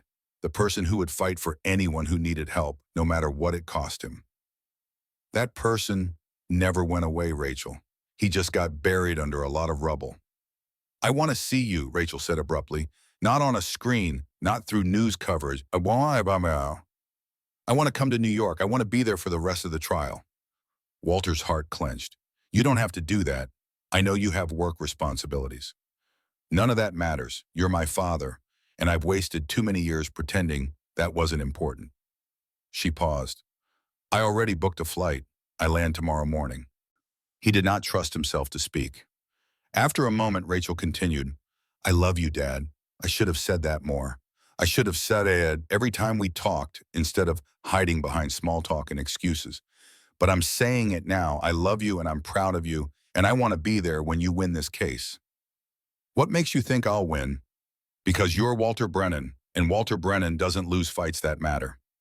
The call ended and Walter stood alone in the empty corridor, tears finally falling freely down his weathered cheeks. He had lost so much: his career, his wife, his place in the world. But perhaps not everything was gone forever. Perhaps some broken things could still be mended.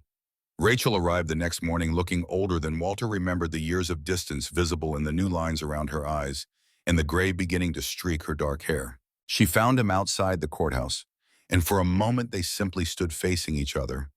Two people who had forgotten how to be father and daughter, trying to remember.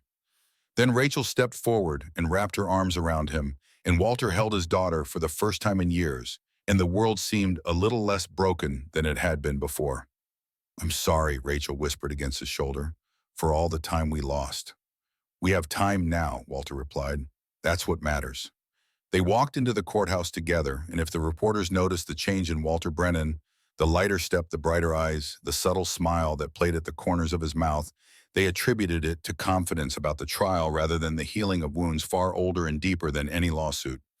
The trial's ninth day brought unexpected developments. FBI agent Thomas Chen had received the test evidence Catherine provided and responded not with suppression, but with intense interest. He requested a meeting off the record, away from official channels, to discuss what else might exist. Walter and Catherine met him in a coffee shop in Brooklyn, chosen for its anonymity and its distance from the federal buildings where Dominion might have eyes. Chen was younger than Walter expected, perhaps 40, with sharp eyes and the controlled demeanor of someone who had learned to hide his reactions. "The documents you provided are authentic," Chen said without preamble. "Our forensic team verified the digital signatures. If you have more material of similar quality, we're looking at one of the largest corporate conspiracy cases in American history." "We have more," Walter confirmed. "Much more. But we need guarantees. The last time evidence like this existed, it disappeared from my office and was replaced with fabrications. We can't risk that happening again." "I understand your concerns. Dominion has connections, and some of those connections reach into law enforcement, but they don't reach everywhere." Chen leaned forward. "I've been investigating this company for 3 years, following threads that kept going cold. Every witness who might have talked either changed their story or had unfortunate accidents. Every document that might have been useful was lost or corrupted. I started to think I was chasing shadows." "You weren't," Catherine said. "The shadows were real. They just had very powerful people protecting them.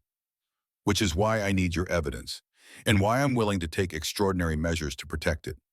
Chen pulled out a card and slid it across the table. "There's a secure facility we use for sensitive materials. Everything there is isolated from normal bureau networks, accessible only to a small team I've personally vetted. If you're willing to trust me, I can guarantee your evidence will be preserved and protected until we're ready to move." Walter studied the agent's face, looking for signs of deception, the subtle tells that years of courtroom experience had taught him to recognize. He found none. "Why should we trust you?" "Because I have my own reasons for wanting Dominion brought down, Chen replied, his voice dropping. 8 years ago, my brother was an engineer at one of their facilities. He found evidence of environmental violations, tried to report them through proper channels, and was told to keep quiet if he wanted to keep his job. He kept pushing anyway. 3 months later, he died in a single-car accident on a road he had driven 1,000 times without incident. The agent's face remained controlled, but Walter could see the pain beneath the professional mask. The investigation concluded it was driver error. I never believed it, but I couldn't prove anything. The evidence was always just out of reach. The witnesses always changed their stories. The documents were always corrupted or missing. Chen met Walter's eyes. You have a chance to do what I've been trying to do for almost a decade. Expose these people. Make them pay for what they've done. I want to help you do that.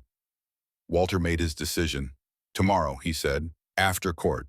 We'll bring everything. The handover of evidence took place in a warehouse in New Jersey that had been converted into a secure facility, its nondescript exterior hiding layers of electronic security and physical barriers.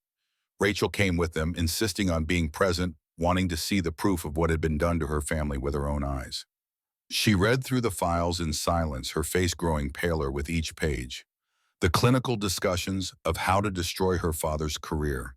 The calculations of how much it would cost to fabricate evidence convincingly. The dismissive references to collateral damage that included her mother's illness, as if Elena Brennan's suffering had been merely an inconvenient side effect rather than a human tragedy. They killed her, Rachel said finally, her voice hollow. Not directly, but they killed her. If Dad hadn't lost his job, if we hadn't lost the house and the insurance, she might have... We don't know that, Walter interrupted gently. Cancer doesn't care about money or circumstances. But treatment does. The best doctors, the newest therapies, we couldn't afford any of it after they destroyed you. She might have had a chance. Walter had no answer for that. It was a question he had asked himself countless times in the years since Elena's death, a wound that would never fully heal. All he could do was put his arm around his daughter and hold her while she wept for the mother she had lost and the father who had been taken from her long before he died. Chen's team began processing the evidence, immediately working around the clock to verify authenticity and build a case that would withstand the legal challenges Dominion would inevitably mount. The FBI agent kept Walter informed of their progress, and with each passing day, the picture grew more complete and more damning. But Dominion was not passive. The attacks began subtly at first. Catherine's company's stock started dropping on rumors planted by anonymous sources. Negative stories about Walter appeared in tabloid publications, rehashing the old accusations with new embellishments. Witnesses scheduled to testify in the trial received visits from intimidating strangers who suggested their memories might be unreliable. Then the attacks escalated. A car tried to run Catherine off the road on her way to the courthouse. The driver was never identified. Walter's apartment was broken into again, this time more thoroughly with clear evidence of professional surveillance equipment being installed. Rachel received threatening phone calls at her hotel voices that knew details about her life they should not have known. "They know we have the evidence," Walter said at an emergency meeting in Catherine's penthouse. "They're trying to intimidate us into backing down. Or eliminate us before we can use it," Catherine added grimly. Chen had come to the meeting, his face tight with concern. "We're accelerating our timeline. The grand jury can be convened within the week. But until then, you're all in danger." "What do you suggest?" "I suggest you disappear. All of you. We have safe houses." "No," Walter's voice was firm. "If we disappear, they win. The trial is still ongoing. If I don't show up in court tomorrow, the judge will have grounds to dismiss. Everything we've worked for will be lost. The trial can be postponed, and give them time to regroup, to destroy more evidence, to silence more witnesses." Walter shook his head. "We finish the trial. We present our evidence. We win in court, and we win with the FBI. We don't give them an inch." Catherine looked at him with something approaching wonder. "You really aren't afraid of them?" "I was afraid for 15 years. Fear kept me invisible, kept me mopping floors, kept me from being the person I used to be. I'm done being afraid." Walter turned to Chen. "What we need isn't a safe house. What we need is security. Real security enough to keep us safe while we finish what we started." The security arrived within hours, not FBI agents who would have attracted too much attention, but private contractors vetted by Chen's team. They established a perimeter around Catherine's building, swept for surveillance devices, and set up protocols for movement between the penthouse and the courthouse. Rachel refused to leave. "I just found my way back to you," she told Walter when he suggested she return to San Francisco. "I'm not leaving again. Whatever happens, we face it together." "It's dangerous." "I know, I don't care." Walter saw in his daughter's eyes the same stubborn determination that had driven him through 40 years of fighting for justice. The Brennan blood ran true. "All right," he conceded. "Together then." The trial's final days were a symphony of legal warfare. Walter presented Catherine's original research documentation, walking the jury through the timeline that proved she had developed her technology years before Prometheus existed. He called expert witnesses who demolished the prosecution's claims with technical precision. He introduced the evidence of the previous counsel's misconduct, painting a picture of systematic sabotage that extended far beyond simple negligence. Richard Thornton fought back with everything he had, but his arsenal was depleted. His witnesses had been discredited, his documents challenged, his narrative of theft shattered beyond repair. By the time closing arguments arrived, even the most skeptical observers could see which way the verdict was likely to fall. Walter delivered his closing argument on a Tuesday afternoon, standing before the jury, with 15 years of pain and hope compressed into his voice. "Ladies and gentlemen, this case was never really about patent infringement or intellectual property. It was about power. The power of wealthy corporations to crush anyone who threatens their interests. The power to buy lawyers and experts and witnesses. The power to manufacture lies and call them evidence." He paused, letting his gaze move across the 12 faces that would decide Catherine Ashford's fate. Catherine Ashford built something remarkable. She took an idea that everyone said was impossible and made it real through years of dedication and sacrifice. And for that, she was targeted, not by competitors who wanted to innovate, but by forces that wanted to destroy innovation itself. Walter walked slowly before the jury box, his words measured and precise. "You have seen the evidence. You have heard the testimony. You know the truth. Catherine Ashford created this technology. It belongs to her. The only theft in this case was the attempt to steal it from her through a corrupted legal system. He stopped turning to face the jury directly. I am asking you to do something that sounds simple but is actually profound. Reject the lies. Side with the truth. Send a message that justice cannot be bought, that wealth does not equal righteousness, that ordinary people sitting in judgment can see through the machinations of the powerful. Walter's voice dropped intimate and as if speaking to each juror individually. I have spent 15 years as an invisible man cleaning the floors of this courthouse, watching justice unfold and watching it fail. I have seen good people destroyed and guilty people walk free. I know how the system can be corrupted. He straightened his voice, rising again. But I also know this, the system only fails when good people allow it to fail. You are the last line of defense against injustice. You have the power to do what is right. I am asking you to use it. The jury deliberated for less than 4 hours. When they returned with a verdict of not guilty on all counts, the courtroom erupted. Reporters shouted questions, cameras flashed. Spectators cheered. Catherine wept with relief, clutching Walter's arm, as if afraid the moment might dissolve if she let go. But Walter knew the celebration was premature. The trial was won, but the larger battle was just beginning. 3 days later, FBI agents executed simultaneous raids on Dominion Energy headquarters, Prometheus Systems offices, and the homes of a dozen executives and operatives. The evidence from Diana Webb's files had been supplemented by Chen's team, creating a case so comprehensive that even Dominion's army of lawyers could not find holes in it. The charges included conspiracy, fraud, obstruction of justice, witness tampering, and most significantly, 3 counts of murder in connection with deaths that had previously been ruled accidents or suicides. James Whitmore's name was on the indictment, finally receiving the justice that had been denied for 15 years. Walter watched the news coverage from Catherine's penthouse, Rachel beside him, the 3 of them united by circumstances none of them could have predicted. It's over, Catherine said softly, watching footage of executives being led away in handcuffs. Not over, bum, Walter corrected. The trials will take years. The appeals will take longer. Some of them will probably walk despite everything. But the truth is out. That matters. Yes. Walter allowed himself a small smile. That matters. His phone buzzed with a text message from Chen Garrett Shaw in custody. He's talking. Says he'll testify against everyone in exchange for consideration. Walter read the message aloud and something loosened in his chest that had been tight for 15 years. Shaw was the one who coordinated the operation against me, he explained. If he testifies, if he tells everything he knows, the whole conspiracy comes down.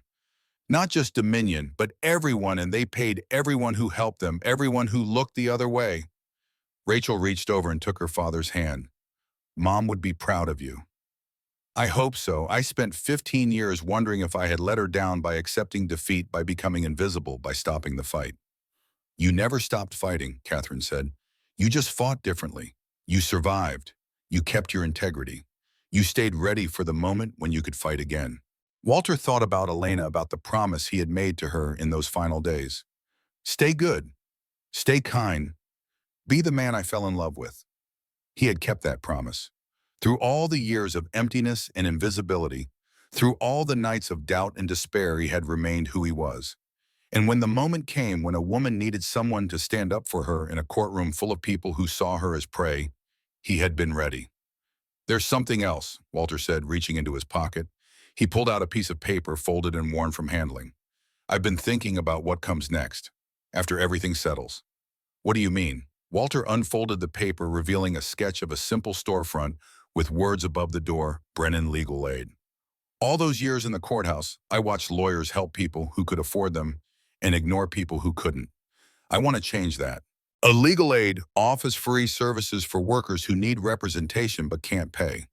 The people my father would have needed if someone like me had existed when he was dying of black lung. Catherine studied the sketch with growing interest. You would need funding, staff, office space. I know, it's probably just a dream. Dreams are where change begins. Catherine smiled. What if I told you I have been thinking about creating a foundation? Something to give back to help people who face the kind of injustice I faced, but don't have billions of dollars to fight it.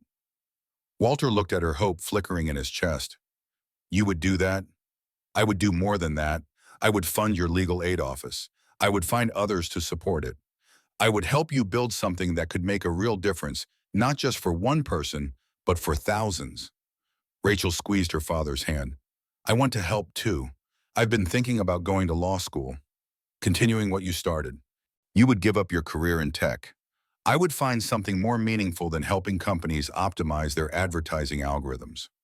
Rachel's eyes shone with a fire Walter recognized, the same fire that had burned in him at her age, the same fire Elena had loved. I want to be like you, Dad. I want to fight for people who can't fight for themselves. Walter looked at his daughter, at Catherine, at the sketch of a dream he had barely dared to imagine. The losses of the past 15 years would never be erased. Elena was gone. The years of invisibility could not be recovered.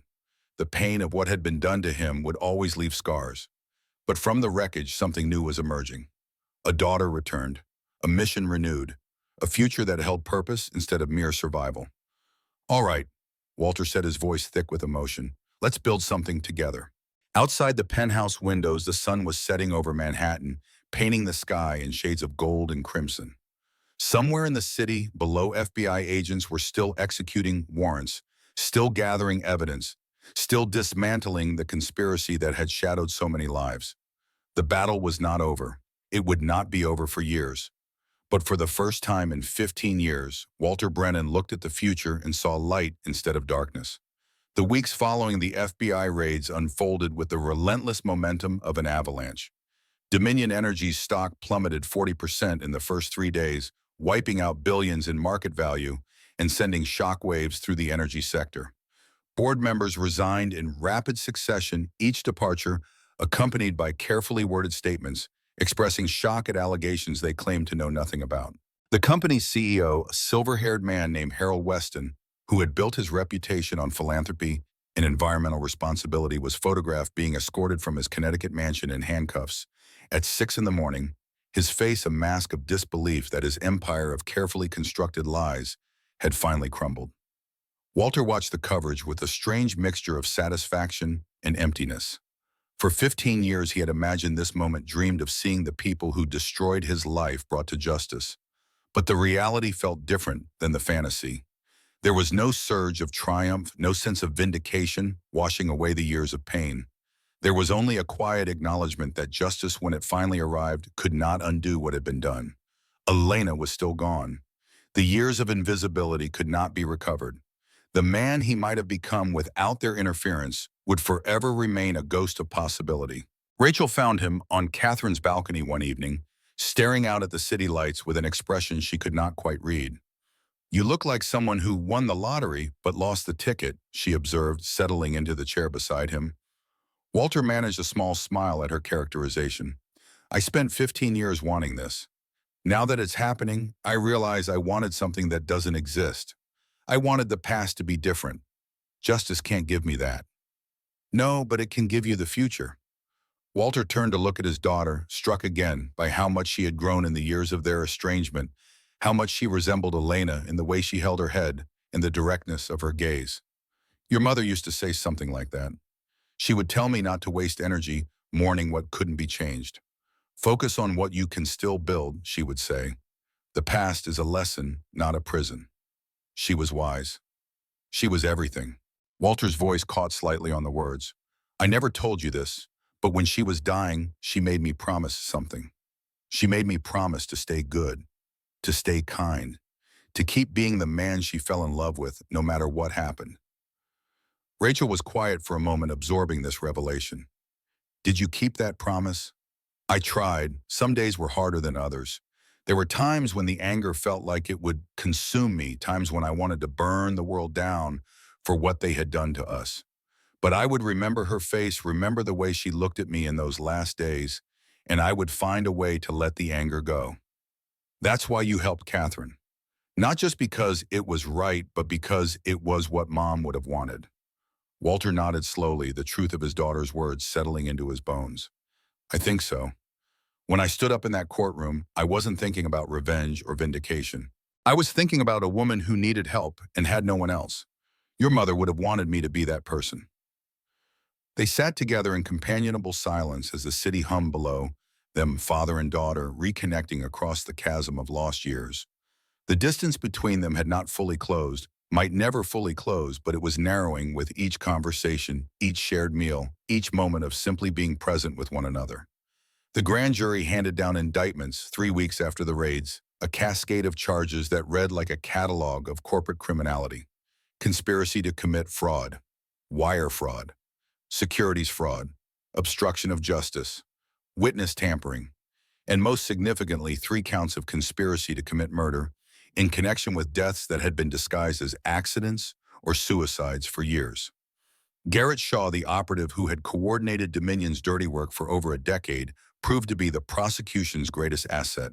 Faced with the possibility of spending the rest of his life in federal prison, he chose cooperation over loyalty, providing testimony that connected the company's executive leadership directly to the criminal conspiracy. His detailed accounts of how evidence had been fabricated against Walter, how James Whitmore had been eliminated, how Catherine's legal team had been corrupted, filled hundreds of pages of depositions that would form the backbone of the government's case. Walter was called to testify before the grand jury on a gray November morning, 15 years and 7 months after the day his life had been destroyed. The federal building where the grand jury convened was familiar to him in ways both painful and profound. He had argued cases in these halls as a young lawyer, had walked these corridors with the confident stride of a man who believed in the system's capacity for justice. Later, he had cleaned these floors as a janitor invisible and forgotten a ghost haunting the scene of his own destruction. Now he returned as neither lawyer nor janitor, but as a witness, a survivor, a man who had outlasted those who tried to erase him. The grand jury room was smaller than he expected. A windowless space filled with 23 citizens who would decide whether the evidence justified criminal charges. Walter took his seat at the witness table and looked out at their faces of ordinary people performing an extraordinary civic duty, and felt a sudden kinship with them. They were not so different from the juries he had addressed throughout his career, people trying to understand complex situations and render fair judgments. The prosecutor, a sharp-featured woman named Sarah Blackwood, who had been appointed to lead the Dominion investigation, guided Walter through his testimony with methodical precision. She asked about his career before the destruction, about the Whitmore case, about the night his evidence disappeared and the fabricated documents that replaced it. She asked about the years of suspension and the struggle to clear his name, about Elena's illness and death, about the life he had been forced to build from the wreckage. Walter answered each question carefully, his lawyer's instincts guiding him even after 15 years away from practice. He kept his emotions contained, his statements precise, his narrative clear and compelling. But when Blackwood asked him to describe the moment he realized his career had been deliberately destroyed, something broke loose inside him. I knew from the beginning that I had been framed. Walter said, his voice steady but carrying an undercurrent of suppressed pain. The evidence against me was too perfect, too convenient, too precisely designed to destroy everything I had built. But knowing and proving are different things. I spent 4 years fighting to clear my name, and even after I succeeded, the damage was done. My reputation was ruined. My wife was sick, and we could not afford the best treatment. My daughter grew up watching her father reduced from someone who mattered to someone who cleaned floors for minimum wage. He paused, gathering himself before continuing. The worst part was not what they did to me. The worst part was what they did to James Whitmore. He came to me because he believed I could help him, believed I could expose the truth and protect him from retaliation. Instead, they killed him and made it look like Saponidan, and I could do nothing to stop it or avenge him. For 15 years, I carried that guilt, the knowledge that a man died because he trusted me. The grand jury room was utterly silent. Walter looked at the faces before him and saw his own pain reflected in their expressions, saw the dawning understanding of what he had endured and what it had cost him. I am not here seeking revenge, Walter concluded. Revenge would not bring back James Whitmore or my wife or the years I lost. I am here because the truth matters, because justice delayed is still justice, because the people who did these things need to face consequences, not for my sake, but for the sake of everyone else they might target if they are allowed to continue operating in the shadows. The indictments came down the following week, and the trials began 3 months later. Walter did not attend most of the proceedings. He had given his testimony, provided his evidence played his part in the machinery of justice. Now he focused on building something new, something that would honor Elena's memory and fulfill the promise he had made to his father's grave so many decades ago. Brennan Legal Aid opened its doors on a cold February morning, occupying a modest storefront in Brooklyn that had previously housed a dry cleaning business. The space was small and the furnishings were secondhand, but Walter had insisted on two things: a conference room large enough to meet with multiple clients at once, and a waiting area with comfortable chairs where people could sit without feeling like they were intruding. Catherine had been true to her word about funding. The Ashford Foundation for Justice, established with a $20 million initial endowment, would support legal aid services across the country, with Brennan Legal Aid as its flagship project. The foundation had also recruited pro bono support from law firms that wanted to burnish their reputations in the wake of the Dominion scandal, providing Walter with a network of volunteer attorneys who could handle cases beyond his capacity. Rachel had enrolled in law school, attending evening classes at Fordham while working at the legal aid office during the day. She started as an office manager, handling paperwork and scheduling and the thousand small tasks that kept an organization running, but Walter could see her mind working on the legal problems that crossed his desk, could see her developing the instincts that would one day make her an effective advocate. "Your first client is here," Rachel announced one morning, poking her head into Walter's cramped office. "A factory worker named Miguel Santos says he was fired after reporting safety violations." Walter felt a chill run down his spine at the familiar pattern. History did not repeat itself, but it certainly rhymed. Miguel Santos was a stocky man in his 50s with calloused hands and worried eyes. He sat across from Walter's desk and told a story that echoed through the decades, a story of a company that valued profits over people and punished anyone who threatened to expose the truth. "They said I was let go for performance issues." Miguel explained, his English accented but clear. "But everyone knows the real reason. I filed 3 complaints about the chemical storage. The containers were leaking, the ventilation was broken, people were getting sick. Management did nothing except tell me to mind my own business." "Do you have documentation?" "The complaints you filed, any evidence of the unsafe conditions?" "I have photos on my phone. I have copies of the complaints. I have names of co-workers who can confirm what I'm telling you." Miguel leaned forward, his expression desperate. "Mr. Brennan, I have a family, my wife, 3 kids. Without this job, I don't know how we're going to survive. But I couldn't stay quiet while people were getting hurt. It wouldn't have been right." Walter looked at this man, this ordinary worker who had done an extraordinary thing, and saw his father. Saw James Whitmore. Saw all the invisible people he had sworn to protect and had failed, and was now being given a chance to protect again. "Mr. Santos, I want you to understand something. Taking on your former employer will not be easy. They have lawyers, resources, time on their side. The process will be long and stressful, and there are no guarantees of success." Miguel nodded soberly. "I know, but if I don't fight, they win. And if they win, nothing changes. Someone else reports a problem, they get fired too. More people get sick. Maybe someone dies." He met Walter's eyes with a fierce determination. "My father worked in fields where they sprayed pesticides and nobody cared about safety. He died of cancer when I was 20. I won't let that happen to my coworkers if there's anything I can do to stop it." Walter extended his hand across the desk. "Then let's stop it together." The Santos case became the first of many that Brennan Legal Aid would handle in its opening year. Word spread through immigrant communities and working-class neighborhoods that there was a lawyer in Brooklyn who would fight for people who could not afford to fight for themselves, a lawyer who did not care about their ability to pay, who only cared about whether their cause was just. They came with stories of wage theft and workplace injuries, of discrimination and harassment of employers who treated them as expendable resources rather than human beings. Walter took every case he could, working 12-hour days training Rachel and the volunteer attorneys in the tactics and strategies he had developed over 40 years of practice. The work was exhausting and often heartbreaking, but it filled a void that had been empty for 15 years.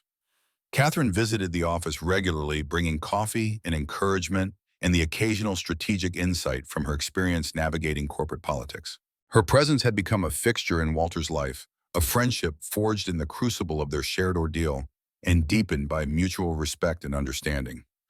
One evening, after a particularly difficult day, spent comforting a client whose case had been dismissed on a technicality, Catherine found Walter alone in the conference room, staring at the wall of photographs that documented the people they had helped. "You're brooding," she observed, settling into the chair across from him. Reflecting, "There's a difference.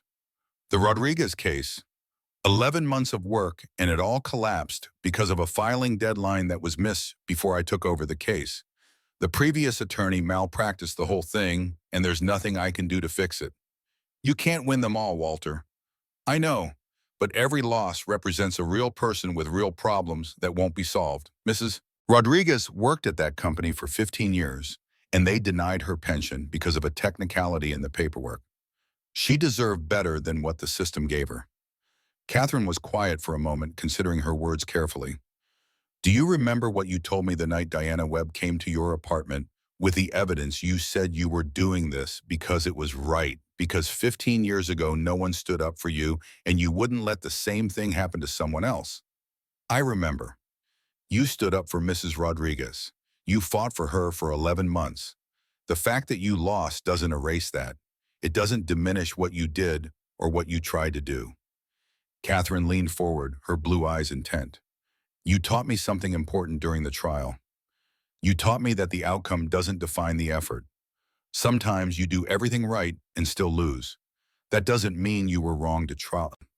Walter looked at her, this woman who had entered his life as a desperate client and become something more. Something he had not expected and still did not quite know how to name.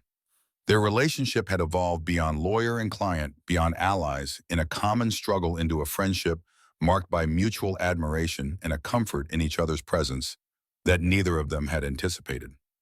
"Elena used to say something similar," Walter admitted. "She would tell me that the fight was the point, not the victory, that standing up for what's right has value regardless of whether you win." She sounds like she was remarkable. She was. I spent 15 years trying to honor her memory, trying to keep the promise I made to her. Sometimes I wondered if I was succeeding or just going through the motions. He paused, his gaze returning to the photographs on the wall. "I think she would be proud of this. The office, the work, Rachel coming back and going to law school. I think this is what she wanted for me, even if she never got to see it." "She sees it." Catherine's voice was soft but certain. "Wherever she is, whatever form that takes, she sees what you've built, and she's proud." They sat together in the gathering darkness as the city lights flickered on outside the window. Two people who had found in each other something neither had been looking for. Whatever their relationship might become, if it became anything beyond what it already was, would unfold in its own time. They were both too wise to rush, too scarred by loss to take connection for granted. 6 months after the office opened, Walter received a call that would close the final chapter of his 15-year ordeal.